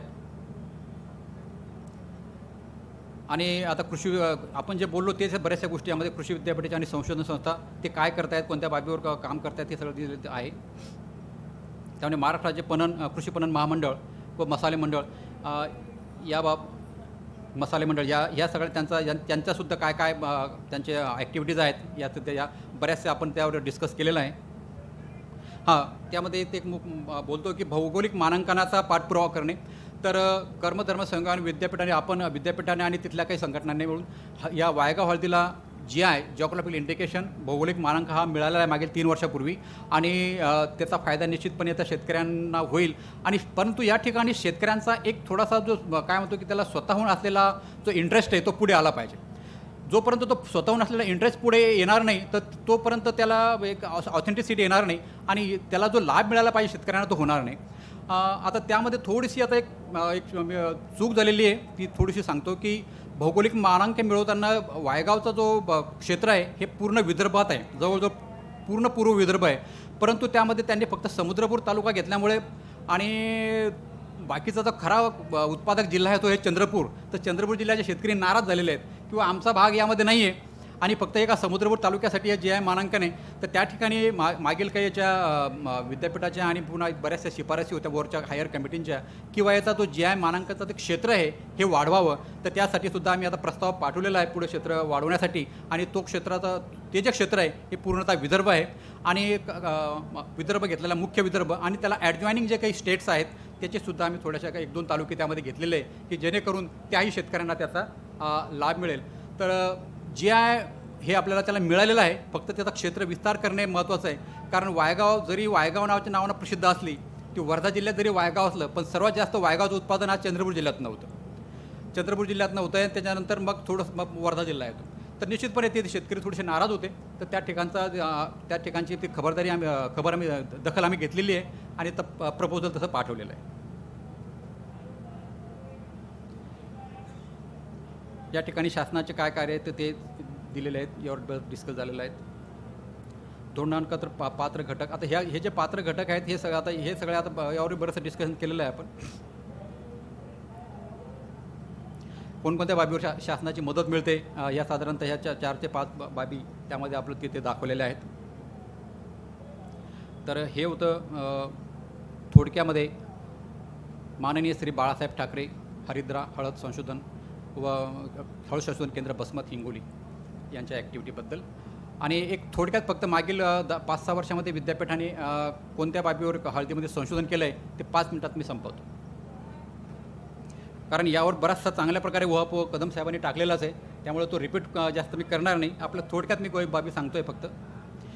यामध्ये वाणांमध्ये PDQ वायगाव हा वाण आपण विकसित केलेला आहे. तो याची जी वैशिष्ट्य आहे, याचं वैशिष्ट्य म्हणजे दुसरं म्हणजे आज वैशिष्ट्य म्हणजे याचे जे फिंगर्स आहेत याला जे प्रायमरी फिंगर्स आहे म्हणजे पहिले फिंगर आहे त्याला जे जेठा गड्ड्याला लागतात ही सर्वात लांब आहे. सर्वात लांब आहे. कोणत्याही प्रकारचे हळदीचे गड्डे हे आहे शेंग म्हणतो आपण त्याला, काही ठिकाणी शेंगा म्हणतात, ती शेंग इतकी लांब नाही. आणि आज तुम्हाला माहिती आहे वायगाव हळदीचं विपणन किंवा क्वालिटी जी मार्केट एखादा आपण जेव्हा विक्रीला जातो तो कोणत्या पद्धतीने ठरवतो. व्यापारी काय करतो की ते वाळलेली हळद अशी हातामध्ये धरतो मुठ्ठीमध्ये, तुमचा अनुभव असेल, आणि मुठ्ठीमध्ये धरल्यानंतर ती जर ती ह्या मुठ्ठीच्या दोन्ही बाजूने जर ती दिसायला लागली तो म्हणतो A ग्रेड, म्हणजे तिची लेंथ ओके, साधारणतः 6-7 सेंटीमीटरच्या आसपास तिची लेंथ असेल तर तो त्याला त्या क्वालिटी समजला जातो. इतर वाणामध्ये ती होत नाही. आता प्रगती आणली, प्रगतीचं उत्पादनसुद्धा आपल्याला चांगलं मिळालं, पण आपला प्रॉब्लेम काय झाला की आपल्याला उत्पादन चांगलं आहे पण प्रगतीमध्ये काय होतं की त्याची जी हळकुंड आहेत ही शॉर्ट आहेत आणि मग तो चुरा या ग्रेडमध्ये तो टाकल्या जाते आणि त्याचा भाव मात्र शेतकऱ्यांना कमी मिळायला लागला, म्हणून पुन्हा प्रगती थोडीशी मागे सरकली. ॲक्च्युली प्रगतीसुद्धा ही 6 महिन्यामध्ये येणारं वाण आहे. हे IISR यांनी विकसित केलेलं आहे. यावर जास्त बोलणार नाही. याचे लागवडीच्या पद्धती सरांनी व्यवस्थित सांगितल्या सर्व. या मल्चिंगवर पण बोललेत सर चांगल्या पद्धतीने. हे एक डोळा पद्धत आम्ही विकसित केली, त्याच्यावर पण चर्चा झालेली आहे. नर्सरी तयार करून उत्पादन थोडं कमी होतं, परंतु ज्या ठिकाणी बेनं कमी असेल त्या ठिकाणी आपण या पद्धतीचा वापर. सुरुवातीला काय होतं की बेनं महाग असतं, 4 ते 5 हजार रुपये क्विंटल असतं. तर शेतकरी अशा वेळेस काय करतात की 2-1 क्विंटल घ्यायचं, त्याच्यामध्ये साधारणतः जे आपलं 25 क्विंटल हेक्टरी बेनं लागतं ते ह्या पद्धतीने आपल्याला ते 8 क्विंटलवर आपण आणलेलं आहे एक डोळा पद्धतीने. वायगावमध्ये एक डोळा 8 क्विंटल कुठे आणि 25 क्विंटल कुठे, तो बराचसा आपल्याला तिथे बचत होते. तणनाशकाच्या वापरावर सरांनी सांगितलं आहे. आंतरमशागतीमध्ये आच्छादनाच्या ज्या विविध पद्धती आहे त्या सरांनी सांगितल्याच. पाणी व्यवस्थापनावर बोलल्या गेलेलं आहे. खतं व्यवस्थापनावर चांगल्या प्रकारे बोलल्या गेलेलं आहे. आंतरपिकाबद्दल एक थोडंसं सांगतो. मागच्या वर्षी आमची एक शिफारस झाली आंतरपिकाच्या बाबतीत, सरांनी दाखवले आंतरपिकं विविध, परंतु फळझाडामध्ये मुख्यतः आपल्या भागामध्ये आवळा हे मोठ्या प्रमाणात वाढलं मध्यंतरीच्या काळामध्ये, परंतु ज्यावेळेस आवळ्याचे भाव पडतात ते क्षेत्र मात्र आवळ्याला बेभाव जातो तर मात्र नुकसान होतं शेतकऱ्याचं. परंतु हळद हे असं पीक आहे, हळद आणि हळद मुख्यतः हे अर्ध सावलीमध्ये चांगल्या प्रकारे येते. अर्ध सावली म्हणजे याला सेमी शेड लिव्हिंग म्हटलं जातं इंग्रजीमध्ये. तर त्याचा म्हणजे त्याची त्या कॅरेक्टरिस्टिकचा गुणधर्माचा वापर करून आम्ही ज्या हळदीच्या ज्या बागा आहेत त्या ठिकाणी याचं उत्पादन घेतलेलं आहे आणि त्यामध्ये ही एक चांगल्या प्रकारे उत्पादन आढळून आलेलं आहे. आणि दुसरा एक महत्त्वाचा भाग असा की ही हळदी साधारणतः आवळ्याला जो एक ताण द्यावा लागतो हा जानेवारी महिन्यामध्ये ताण द्यावा लागतो. डिसेंबर-जानेवारी पुढे ताण देणं आवश्यक असतं जानेवारी महिन्यामध्ये, कारण त्याला पुढे मार्च-एप्रिलमध्ये फ्लावरिंग येतं. जर त्याला ताण नाही बसला तर त्याला फ्लावरिंग येणार नाही. मग त्या ठिकाणी जर लॉंग ड्युरेशन व्हरायटी वापरल्या सेलमसारख्या, तर सेलम जाती साधारणतः मार्चपर्यंत त्याला तुम्हाला जानेवारीत पाणी द्यावं लागतं, मग ताण बसणार नाही. मग ताण बसल्यामुळे ह्या ज्यावेळेस आम्ही 4 व्हरायटी वापरल्या, तर ही जी व्हरायटी साधारणतः हिचा पाण्याचा ताण आपल्याला आपण डिसेंबर सुरू झाला की आम्ही पाणी बंद केलं.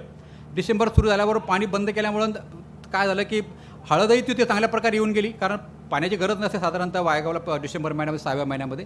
तर आम्ही 10-12 डिसेंबरला पाणी बंद केलं आणि आवळ्यालाही चांगल्या प्रकारे फ्लावरिंग आलं. तर ह्या प्रकारचं आवळ्याला फ्लावरिंग आणि हळदीचं उत्पादन हे दोन्ही प्रकारचं आम्हाला तिथे मिळालेलं आहे. तर ही शिफारस मागच्या वर्षी झालेली आहे विद्यापीठाकडनं. ह्या बाकीचे आम्ही आंतरपीक घेतले होते त्या शिफारी ऑलरेडी आहे. सोयाबीन हळदही चांगल्या, हिची शिफारस अजून झालेली नाही सोयाबीन हळदची. बरेचसे वाशिम जिल्ह्यामध्ये शेतकरी घेत आहेत. रोग व्यवस्थापनावर सर बोलल्याचे चांगल्या पद्धतीनं.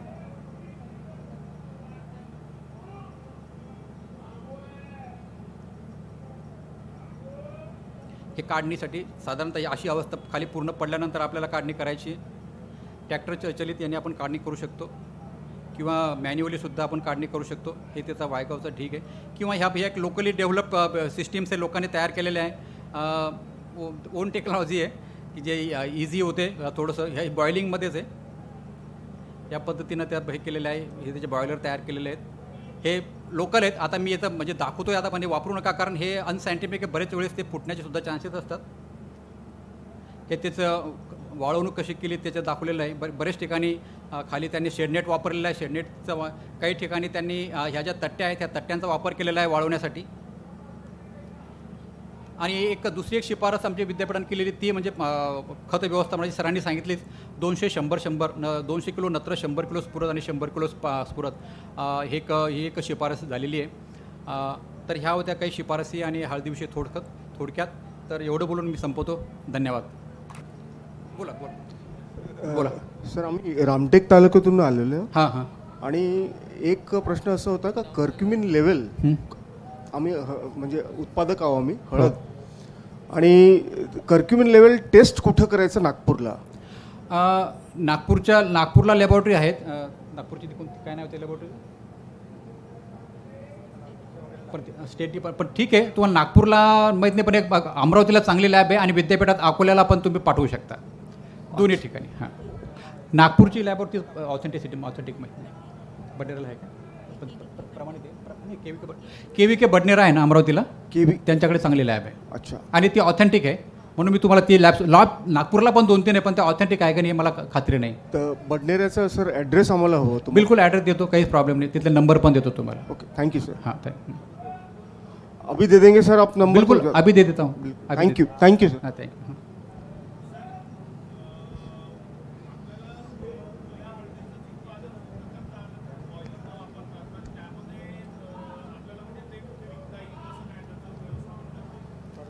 नाही, ओल्या हळदीचं काय? बॉयलर न वापरता जर आपण बॉयलर न करता आणि त्याचा पावडर तयार करायची ना, म्हणजे ओली हळदच आपल्याला मार्केटमध्ये अवेलेबल कशी? अच्छा, हां. ओली हळद बऱ्याच ठिकाणी आज तुम्हाला म्हणायचं की ओली हळद विकायची. हा, म्हणजे बॉईल न करता आहे. भारतामध्ये आपण थोडंसं जे कन्झम्पशन आहे ओल्या हळदीचं हे तेवढ्या मोठ्या प्रमाणावर नाही आहे. आपलं एक थोडंसं घरगुती आता व्हायला लागलेलं आहे. पण ओल्या हळदीसाठी आज आपल्याला माहीत नाही की मागील 3-4 वर्षामध्ये मिडल ईस्टमध्ये जवळजवळ आपले इथून 400 टन हळद गेलेली आहे मागच्या 2-3 वर्षामध्ये मिडल ईस्टमध्ये. तर मिडल ईस्टमध्ये हे चांगलं मार्केट आहे ओल्या हळदीसाठी. आपल्याकडे अजून ते तेवढं विकसित नाही आहे. आपलं जे जसं अद्रक आपण ओली खातो त्या पद्धतीने हळद ओली खाण्याचं प्रमाण आपलं बरंचसं कमी आहे. त्याचा प्रश्नाचं उत्तर असं आहे सर, हां, ओली हळद सुद्धा बाजारामध्ये विकत घेतली जाते. हां. पर्टिक्युलरली आम्ही सुद्धा I am doctor B.D. Jade. I am senior scientist from Jain sir, irrigation. मी ओळखतो आपल्याला. ओके. तर जैन इरिगेशन ही ओली हळद विकत घेते हां, आणि आम्ही आमच्या ड्रायरमध्ये ड्राय करून तिला पावडर बनवतो. If anybody is interested to supply fresh turmeric to us, we are ready to purchase. अच्छा, म्हणजे तुम्हाला म्हणायचं की बा मी ओली विकतो, समोर त्याने पावडर करावे. अच्छा, त्या पद्धतीचं नाही. मग हा एक चांगला उपाय आहे. या ठिकाणी मागील आमच्याकडे जे एक केंद्र आहे, आम्ही जे युनिट आहे, पण आमचं विद्यापीठामध्ये आमच्या केमिस्ट्री विभागामध्ये एक युनिट तयार केलेलं आहे, पण त्याची कॅपॅसिटी खूप लहान आहे. त्याची कॅपॅसिटी आहे साधारणतः 5 टन्स पर डे. ती कमी आहे असल्यामुळं आम्ही बऱ्याचशा शेतकऱ्यांना ओली घेऊन त्यांना पावडर तयार करून दिलेली आहे. परंतु नंतर प्रतिसाद हा कमी झाला. बरेच 1-2 वर्ष करून दिली, 3-4 वर्ष जवळजवळ करून दिली, पण आता प्रतिसाद कमी आहे. तर अशा पद्धतीचं सुद्धा आहे. पण ह्या ठिकाणी मग आहे की जे ज्यांनाही युनिट चालू करायचं आहे त्यांना ही खात्री पाहिजे की आपल्याकडे राज्य सरांच्या पद्धतीने की आपल्याकडे दरवर्षी इतक्या प्रमाणात इतक्या कॅपॅसिटीचा आपल्याला किंवा इतका माल येऊ शकेल तर निश्चितपणे तो व्हायबल होऊ शकेल. सर नमस्कार. हा तो दिसेल. सर नमस्कार. या वायगावचं बेनं कुठे प्राप्त होईल? सर वायगावचं बेन आता आम्ही विद्यापीठाकडे पण आहे आणि त्यामध्ये आम्ही जे FPOs आहे वर्धा जिल्ह्यामध्ये त्यांनासुद्धा आता एक MOU आता होऊ घातलेला आहे. अजून तो झाला नाही पण निश्चितपणे होईल या जानेवारीच्या आतमध्ये की त्यांच्याकडनं सुद्धा तुम्ही जर घेतलं तर ते सुद्धा ऑथेंटिक राहील. सर दुसरा प्रश्न यांच्याशीच निगडीत आहे माझा की ओली हळद पावडर करण्यापर्यंत असा कुठं प्रोसेस प्लांट आहे का लागलेला? नाही तोच की विद्यापीठाकडे आम्ही आहे. आमच्याकडे तो सौर ऊर्जेवर आधारित प्लांट आहे. त्याची कॅपॅसिटी कमी आहे. तुम्ही या एखाद्या वेळेस बघू शकता आणि त्या पद्धतीचं त्याची कॅपॅसिटी खूप कमी आहे. आता मार्केटमध्ये चांगल्या प्रकारची कॅपॅसिटी आहे. पण मराठवाड्यामध्ये मुख्यतः औरंगाबाद जिल्ह्यामध्ये 2-3 प्लांट आहेत. तर तुम्ही एखाद्या वेळेस विद्यापीठामध्ये या, तो प्लांट तुम्ही पाहू शकता. अकोला विद्यापीठामध्ये? अकोल्याला प्रॉपर आहे तो. ठीक ठीक.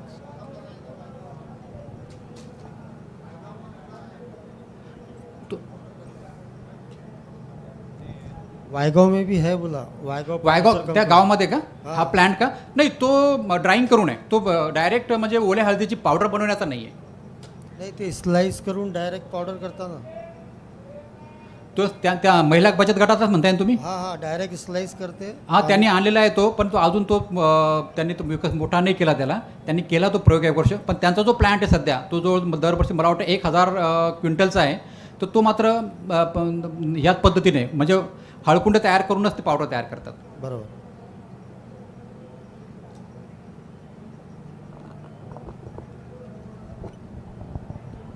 सर आपण जे ओल्या हळदीचं पावडर करायला सांगितलं पण ते काही वर्षभर टिकत नाही सर.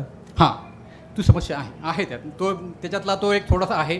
कारण शेवटी कसं आहे जे मॉइश्चर कंटेंट त्यामध्ये जे असलेला आर्द्रता आहे, ओलावा पाण्याचं प्रमाण आहे हे थोडंसं जास्त राहतं. वर्षभर टिकत हां नाही हे खराब होते. निश्चितपणे मी ॲग्री आहे त्याच्याशी. परंतु त्या ठिकाणी आता नवीन टेक्नॉलॉजी आता आमच्याकडच्या प्लॅन्टमध्ये आम्ही तो त्या प्रकारचा करू नाही शकलो. तो शेतकऱ्यांचा फीडबॅक आम्हाला आहे की हळद ही साधारणतः 12 महिने टिकत नाही ही होते. कारण त्यामध्ये जे मॉइश्चरचा घटक आहे तो थोडासा जास्त येतो. आणि पॉलिश न करता हे पावडर करतात. पॉलिश न केल्यामुळे त्या हळदीमध्ये कचरा येतो जास्त. आणि असा कचरा आलेली हळद खाण्यास योग्य आहे का? म्हणजे ड्राय केलेली हळद का? हां ड्राय म्हणजे कच्ची हळद वाळून त्याचं पावडर केल्यानंतर म्हणजे पॉलिश न करता. हळदीला जर कोणत्याही मागे इम्प्युरिटीज लागलेल्या नसतील म्हणजे सॉईल मटेरियल किंवा आणखी काळी कचरा जर लागेल नसेल तर हळदीचा कोणताही पार्ट हा म्हणजे अपायकारक नाही. त्याच्यात माती असते ना सर? नाही मग मी तेच बोललो ना, आता माती त्या वगैरे असेल तर हळदी- मात्र तो चांगला नाही ना. मग हळदीमधली माती कशी काढायची? वॉशर आहेत. आपण जर कच्च्या हळदीचं डायरेक्ट पावडर बनवलं तर ते माती पण पिसल्या जाईल ना. त्याला वॉशिंग आहे ना पूर्ण. त्या पूर्ण वॉशिंग प्रक्रिया त्या पूर्ण जात आहेत. वॉशिंग आपल्याला करावंच लागणार आहे. पूर्ण वॉशिंग केलं तरी त्या फटीमध्ये माती असते. नाही नाही सर, करावं लागणार. वॉशर आहेत. वॉशर आहेत आपल्याजवळ. तुम्हाला आता त्या मशिनरी मी आता दाखवल्याने पण आहे. तुम्ही एक अकोल्याला या, मी तुम्हाला दाखवतो. आता लहान शेतकरी वॉशर घेऊ शकतील का? घेऊ शकताय सर. नाही, नाही. अगदी 25,000 ते 30,000 येतोय तो. हो का? आणि त्याला सबसिडी पण आहे. हो का? त्यामुळे घेऊ ठीक आहे शकतो. सर. ब्रश आणि वॉशर लहान आहे. शेतकऱ्यांना जे एखाद्या लहान शेतकऱ्याने जर थोडीशी हळद लावली तर त्याला काढण्यासाठी ते यंत्र महागात पडेल ना. म्हणजे जेवढ्याची हळद होणार नाही त्याच्यापेक्षा जास्त काढण्यासाठी पैसा लागेल. हे जे युनिट आहे डायरेक्ट पावडर बनवण्याचं ओल्या हळदीपासून हे छोट्या स्मॉल स्केलसाठी नाहीच आहे साधारणतः. आणि ते जे आमचं जे युनिट्स आम्ही तयार केलेलं आहे हे पूर्णतः सोलरवर आहे. तर याची कॉस्टच ही जास्त आहे. साधारणतः 50 लाखाच्या पुढे जाते. सर मी काढण्याचं म्हणून राहिलो का ज्या छोट्या शेतकऱ्यांनी हळद लावली आणि त्याला जर काढायची आहे त्याला ते मशीन घेणं परवडणार नाही परवडणार. तर यासाठी जे आता म्हणजे जैन इरिगेशनने जसं त्यांनी सांगितलं की त्या पद्धतीचे असे जे कम्युनिटी प्रोसेसिंग सेंटर असतील तर या ठिकाणी आपल्याला हळद नेऊन आपण त्याचं प्रोसेसिंग करू शकतो. एक single farmer can not afford म्हणजे त्याला तो घेऊ शकत नाही. प्रोसेसिंग नाही, जमिनीतून काढण्याकरता. सर एक मिनिट.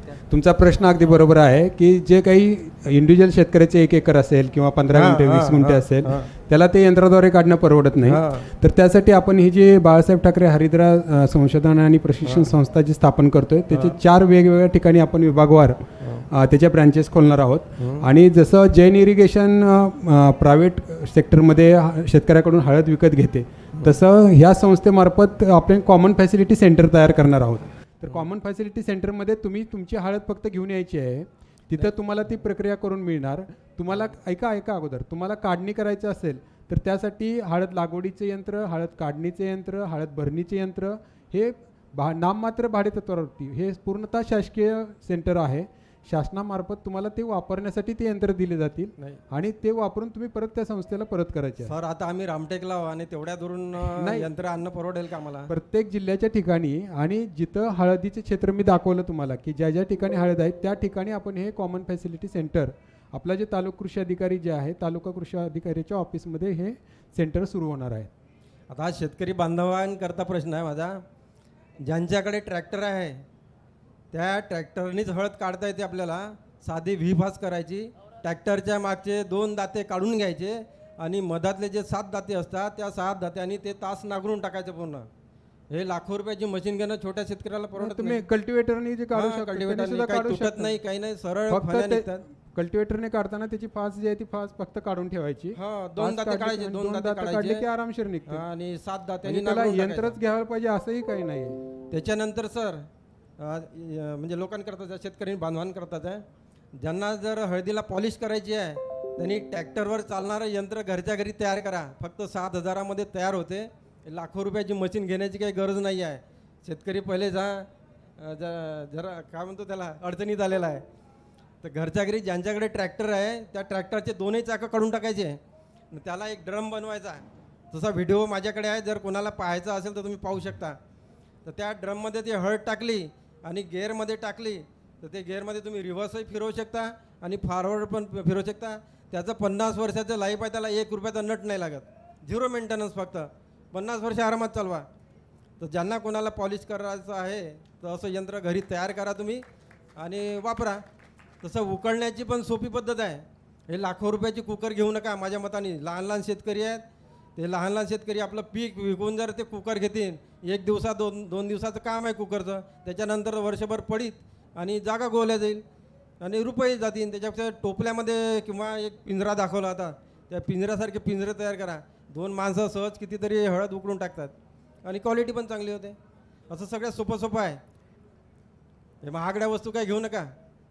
नमस्कार सर. आता जे कदम सरांनी ते उत्तर दिलं की या केंद्राचा म्हणजे आपल्याला जो उपयोग होणार आहे या ठिकाणी जे स्मॉल फार्मर आहे त्यांना ह्या गोष्टी परवडू शकत नाही. हे तुम्ही बरोबर बोललात. शक्यच नाही ना. कारण आता बरेच ठिकाणी काही लोकांची हळद आता विदर्भामध्ये इकडे अर्धा एकरवर हळद असते, काही ठिकाणी 10 गुंठे हळद असते. बरोबर आहे. मग 10 गुंठेवाल्यांनी अर्धा एकरवाल्यांना जर एवढी यंत्र घेणे शक्य नाही. मग या ठिकाणी ही जी असे काही ते लोक बिग सेंटर्स तयार केले जातील, यांना पब्लिकसाठी कम्युनिटी सेंटर तयार केले जातील. या ठिकाणी नेऊन आपण आपल्या या प्रक्रिया करणार आहोत. आणि आज आता एक प्रोजेक्ट आम्हाला यावर्षी सँक्शन झालेला आहे. या ठिकाणी आम्ही 2 क्लस्टर केलेले आहे. एक वर्धा आणि दुसरा आहे वाशिम. तर या ठिकाणी सुद्धा असेच या प्रकारचे प्रोसेसिंग युनिट आम्ही उभारतो आहेत. आणि ते प्रोसेसिंग युनिट फक्त शासनाचं राहील आणि त्या ठिकाणी त्या आसपासचे जे शेतकरी आहे ज्यांचं स्वतःचं युनिट नसेल त्यांनी तिथे येऊन ते प्रोसेस करायचे आणि ते माफक दरामध्ये ते प्रोसेसिंग करून दिलं जाणार. आता पुढे चालून पुन्हा ह्या केंद्राच्या माध्यमातून किंवा इतर योजनातून हे जिल्ह्याच्या स्तरावर किंवा तालुक्याच्या स्तरावर पण होऊ शकेल. तर निश्चितपणे याचा या पद्धतीचा फायदा शेतकऱ्यांना होईल ना पुढे. आज आपला शेतकरी छोटा आहे तर प्रत्येक शेतकऱ्यांना प्रत्येक यंत्र विकत घ्यावं हे अपेक्षितच नाही. आणखी काही प्रश्न? ठीक आहे, थँक्यू.